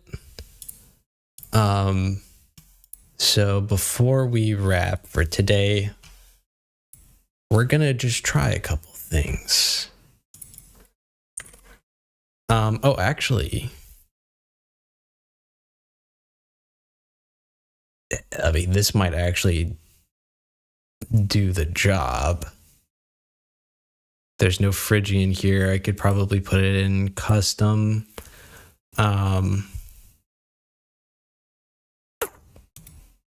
Let's do pentatonic minor, change it to E. YOLO. Okay, here we go. That versus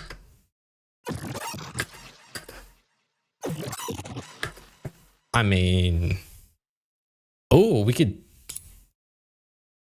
no way, we could take the MIDI from somewhere else? That changes things. Why not? Okay. So I have so much side chaining going on between MIDI and audio, whatever. It is what it is. So let's go back to the MIDI we were just working with so we can repurpose that. So what I'm doing now is I'm basically going to tell it the chords of the notes to play. So it's no longer atonal and it actually kind of sits within the chord. That atonalness is really cool, but I don't think it works in the context of this song because the rest is very melodic. So it sticks out a little too much, but it is something that I'll remember to keep in mind for future stuff. Because like I mentioned before, it sounds like Piezo E, almost Piezo sound design. Piezo is a goated dubstep producer. Okay. So I am going to say we are taking it from this. And let's see what happens. Do we get feedback?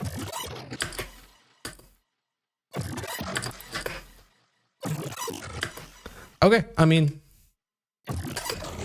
it's pretty much it. How do we sound in context?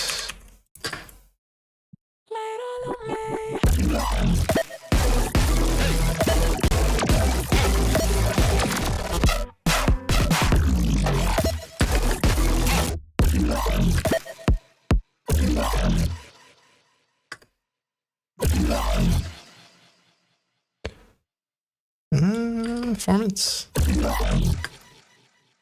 Glide. Ooh, okay.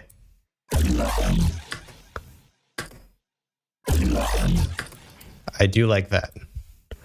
For that note, having a larger glide, but for this one,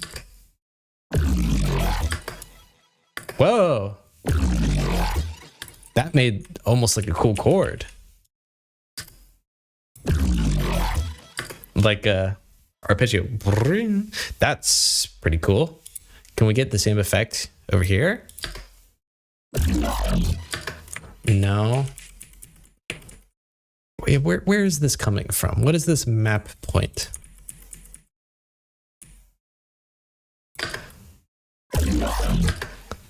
Okay. That is cool. Okay, so I think I'm going to leave it like that. Make sure the automation gets propagated. And I'm going to freeze this because there's a lot of processing on here. And I don't want the project to crash when loading it. Sometimes in Ableton, you can get like a project that you're working on that works fine once it's open. But when you try and open it again, Ableton just won't open it. It will just get in this loop of crashing. which is really annoying. And a while ago, I had a project which had so many channels and so much going on and consumed so much RAM that I think it was a major Ableton version that I updated, and it may have been major or it might have been a smaller version update, but I did update and the product just wouldn't open again. And I actually reached out to Ableton, was like, yo, here's this problem. Because I was like, I want to let you know, I want to that there's this issue, because normally there's like crashes that are kind of like, oh yeah, that makes sense, there's way too much going on this project. But I've been using this project before and I updated Ableton, it would crash. Anyways, reached out to them and they were really nice about it, and they were like, hey, yeah, this is a known issue for really big projects. And they sent me a link to basically be able to downgrade my Ableton to the previous version to where it worked while they were working on a fix. And that was really cool of them. Shout out to the Ableton team. However, I still have bones to pick with y'all, because the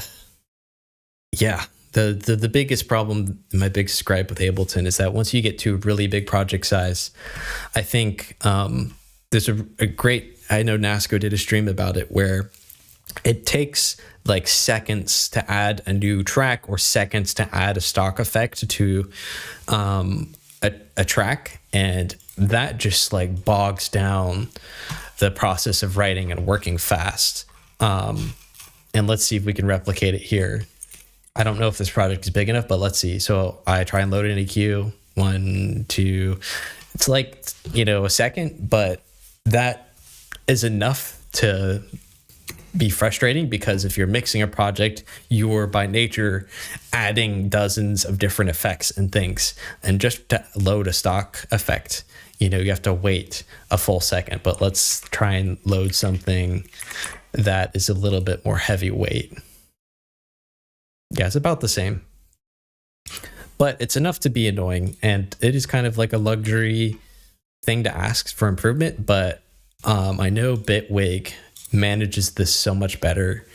And yeah, so it's always fun when you start with a new project because everything's lightning fast. But as it gets bigger and bigger and bigger, there's so much that has to happen. So yeah, okay, so we froze that sound. Let's just make sure that it sounds as we expected. It does.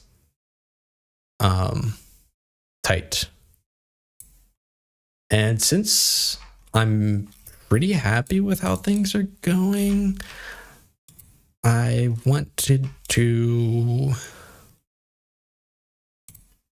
here we go, sort of fine tune something. So what I am doing here is sort of teasing in the bass of the drop during the intro being played by using this effect, which kind of emulates like MP3 compression, but you can kind of mess around with a lot of parameters and make things sound super lo-fi. So I'm filtering that in right now. It's soloed. You can kind of hear it.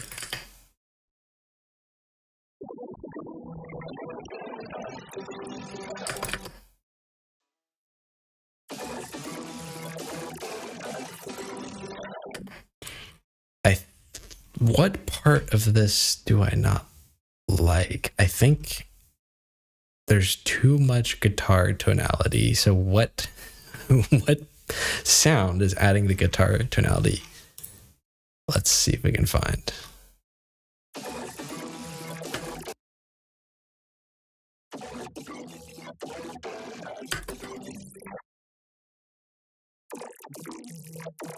I think it might be the glitch part.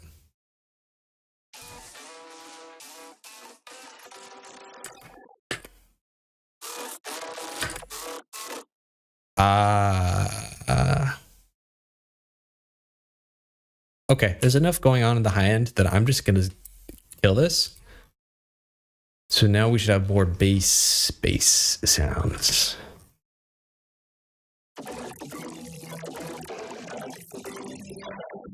Yeah. Yeah, that's the sound I was trying to go for.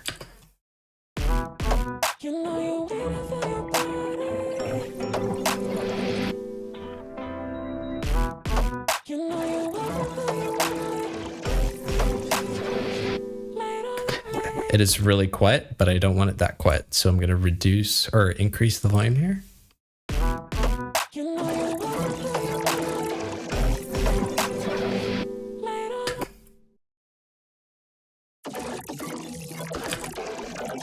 I think I'm teasing it a bit too much. So let's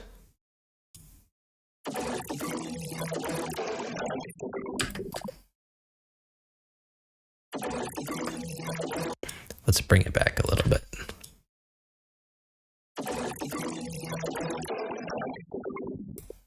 I like how it kind of fades away.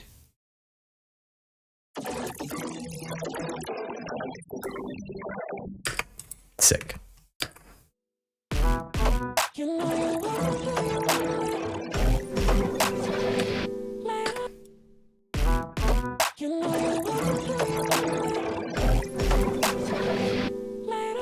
Nice. That sets really well. I'm going to do a temporary EQ so that way the guitar and vocals can kind of cut through more. It's not fighting with that.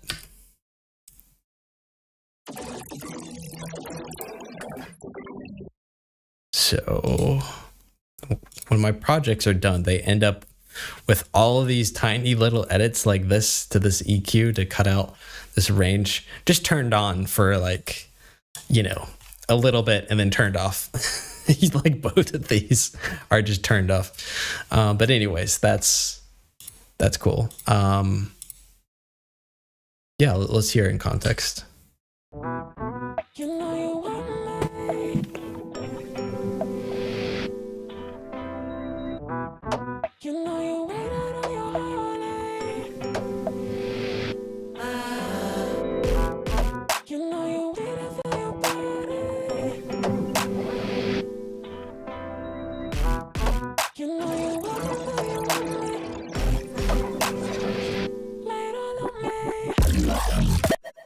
It wasn't teased enough to my liking, so we're going to try and bring it in a little bit more.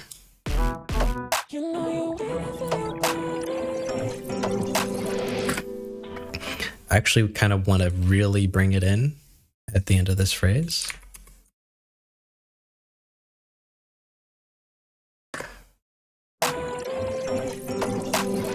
Because I really like the sound design here.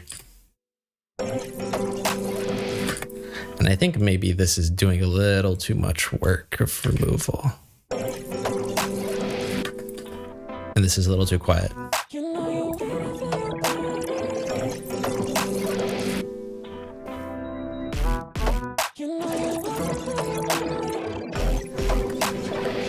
Yeah, I think it goes away a little too fast.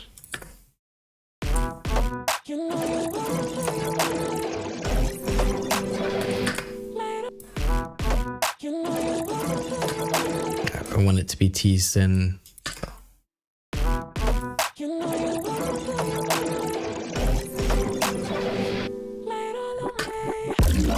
Cool. I do want a little bit more low end here. So one last thing, I keep saying that, but I'm kind of in the zone right now, is keep the low end dry and keep it through. So I want to then move the automation of turning this effect on to be here. Instead, turn it off on the drop. Delete this automation. And do we have more movement? Oh, is there no sub happening here?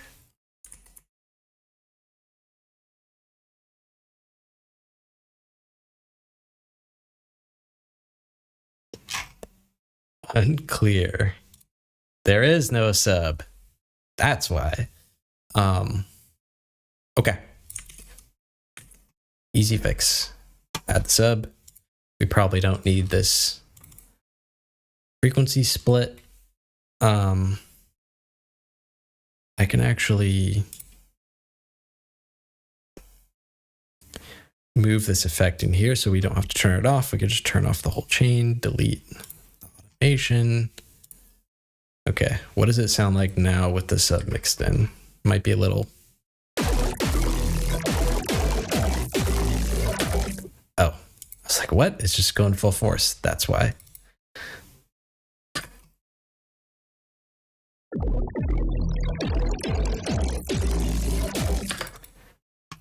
It's cool. It's a bit distorted. So I think I'm going to remove some of the low end here.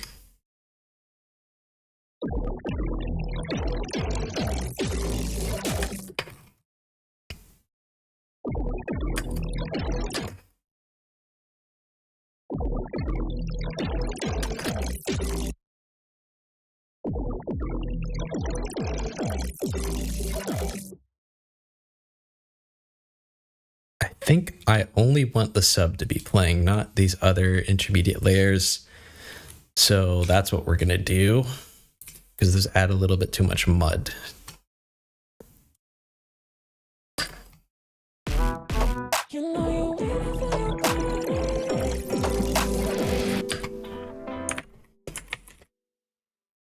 And I think what we're also going to do is automate this opening up. Bring in the bass in.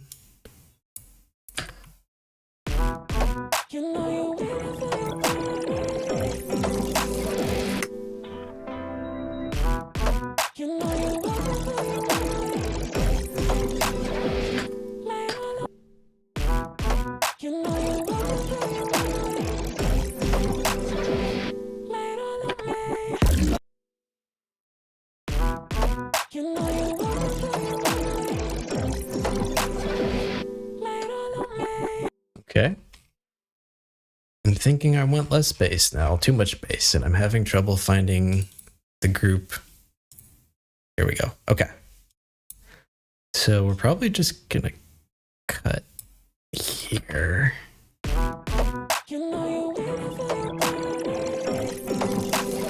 I do want the bass to creep in here because I think that'll make a cool moment where it's like, oh, are we getting some of the drop here? A little bit steeper though.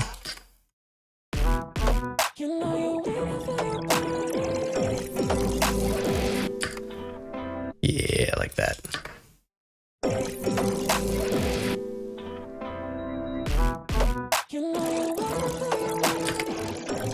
Let's use the previous bars version.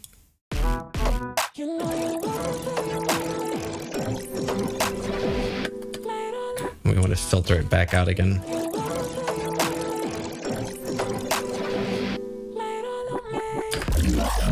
Cool. And I'm going to tame some of the high end here because it is harsh. Okay, word. Okay, I think that is enough for this session. I'm going to do sanity check, see if anything is out of balance here because we changed some things.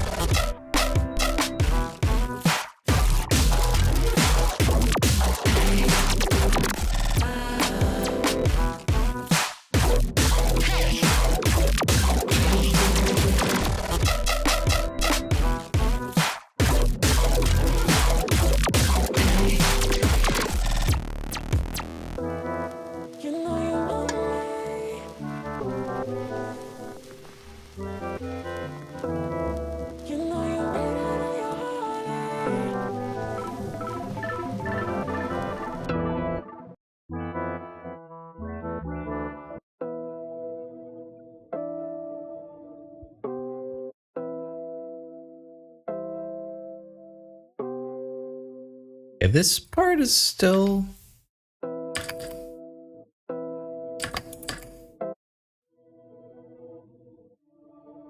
Ooh, I do like that.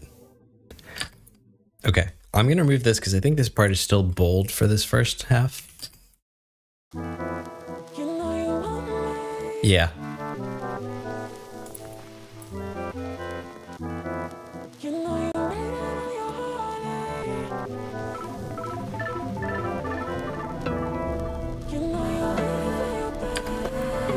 Whoa, there's some weird rumbling going on somewhere. Is it here? Yep.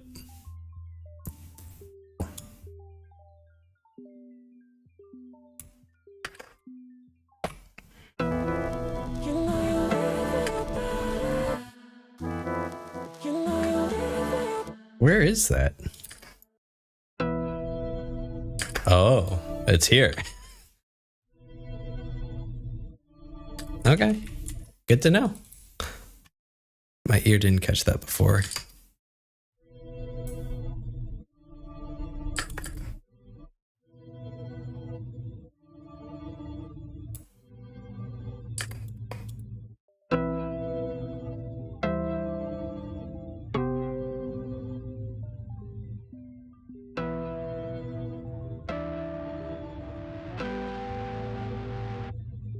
Okay, there's some stuff that needs to be worked through in terms of cohesion. I know that there's some parts I need to flesh out with this section, but I'm really excited how things are going, and I'm really happy with finally getting this in a place that I like it, where the idea is there and I feel like it's totally consistent, as well as kind of freshening up that growl sound, so I feel like it's a little bit more of my own as opposed to just a really cool sample. Yeah, I think this is kind of where I'm gonna leave it today. This has probably been one of my longer streams, but it was a big blast. It was a lot of fun.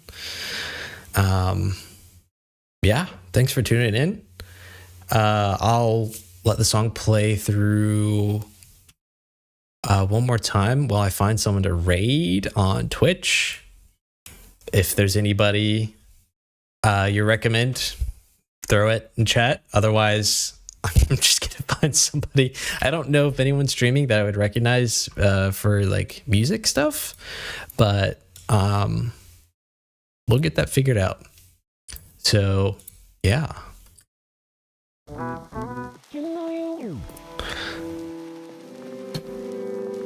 And Frost is raiding. I mean, not raiding. Frost is playing. I might raid him. YOLO. I keep saying yo. How cringe am I being? I'm so millennial. Anybody else that I'm following that I recognize?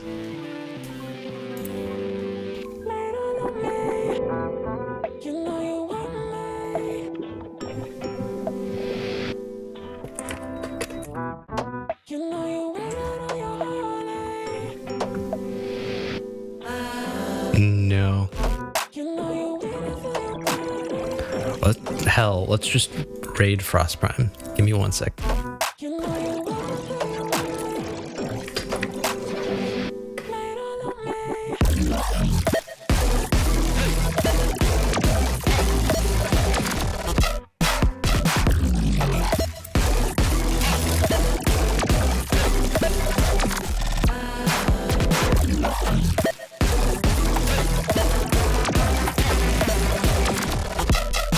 Let me get the username right.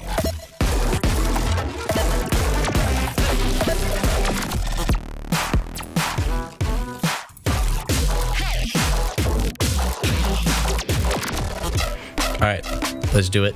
Once the breakdown comes, we're gonna raid Frost Prime. Assuming anyone's watching, I'm just gonna do it to say we can do it. And then I'm probably gonna play some Slay the Spire 2 myself. Relax, almost the weekend. Thanks for stopping by, everyone. We'll be back in 2 weeks. The raid countdown should have started. I mean, let's see.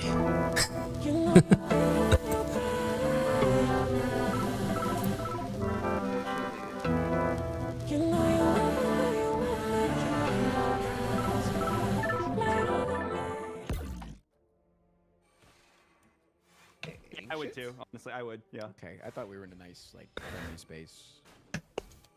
Figuring it out. You ever call it asparagus? I said to raid, but it may not have worked. What do you say? I'm confused. Well, like some people pronounce it asparagus. All right, 1 second. Asparagus versus asparagus? Asparagus. Asparagus? You're just rage baiting, right? Is it working? Is that like how the British say it? Am I crazy? It's ridiculous. Oh, okay. There's a raid button. All right, we're ready. We're gonna raid. Let's do it. Ding, ding. Yo. So we have vulnerable in the back guy? Nope. Yes. Oh, yes. Whoa. Hell yeah. All right. Have a good one, everyone. Have a good night. This was fun. I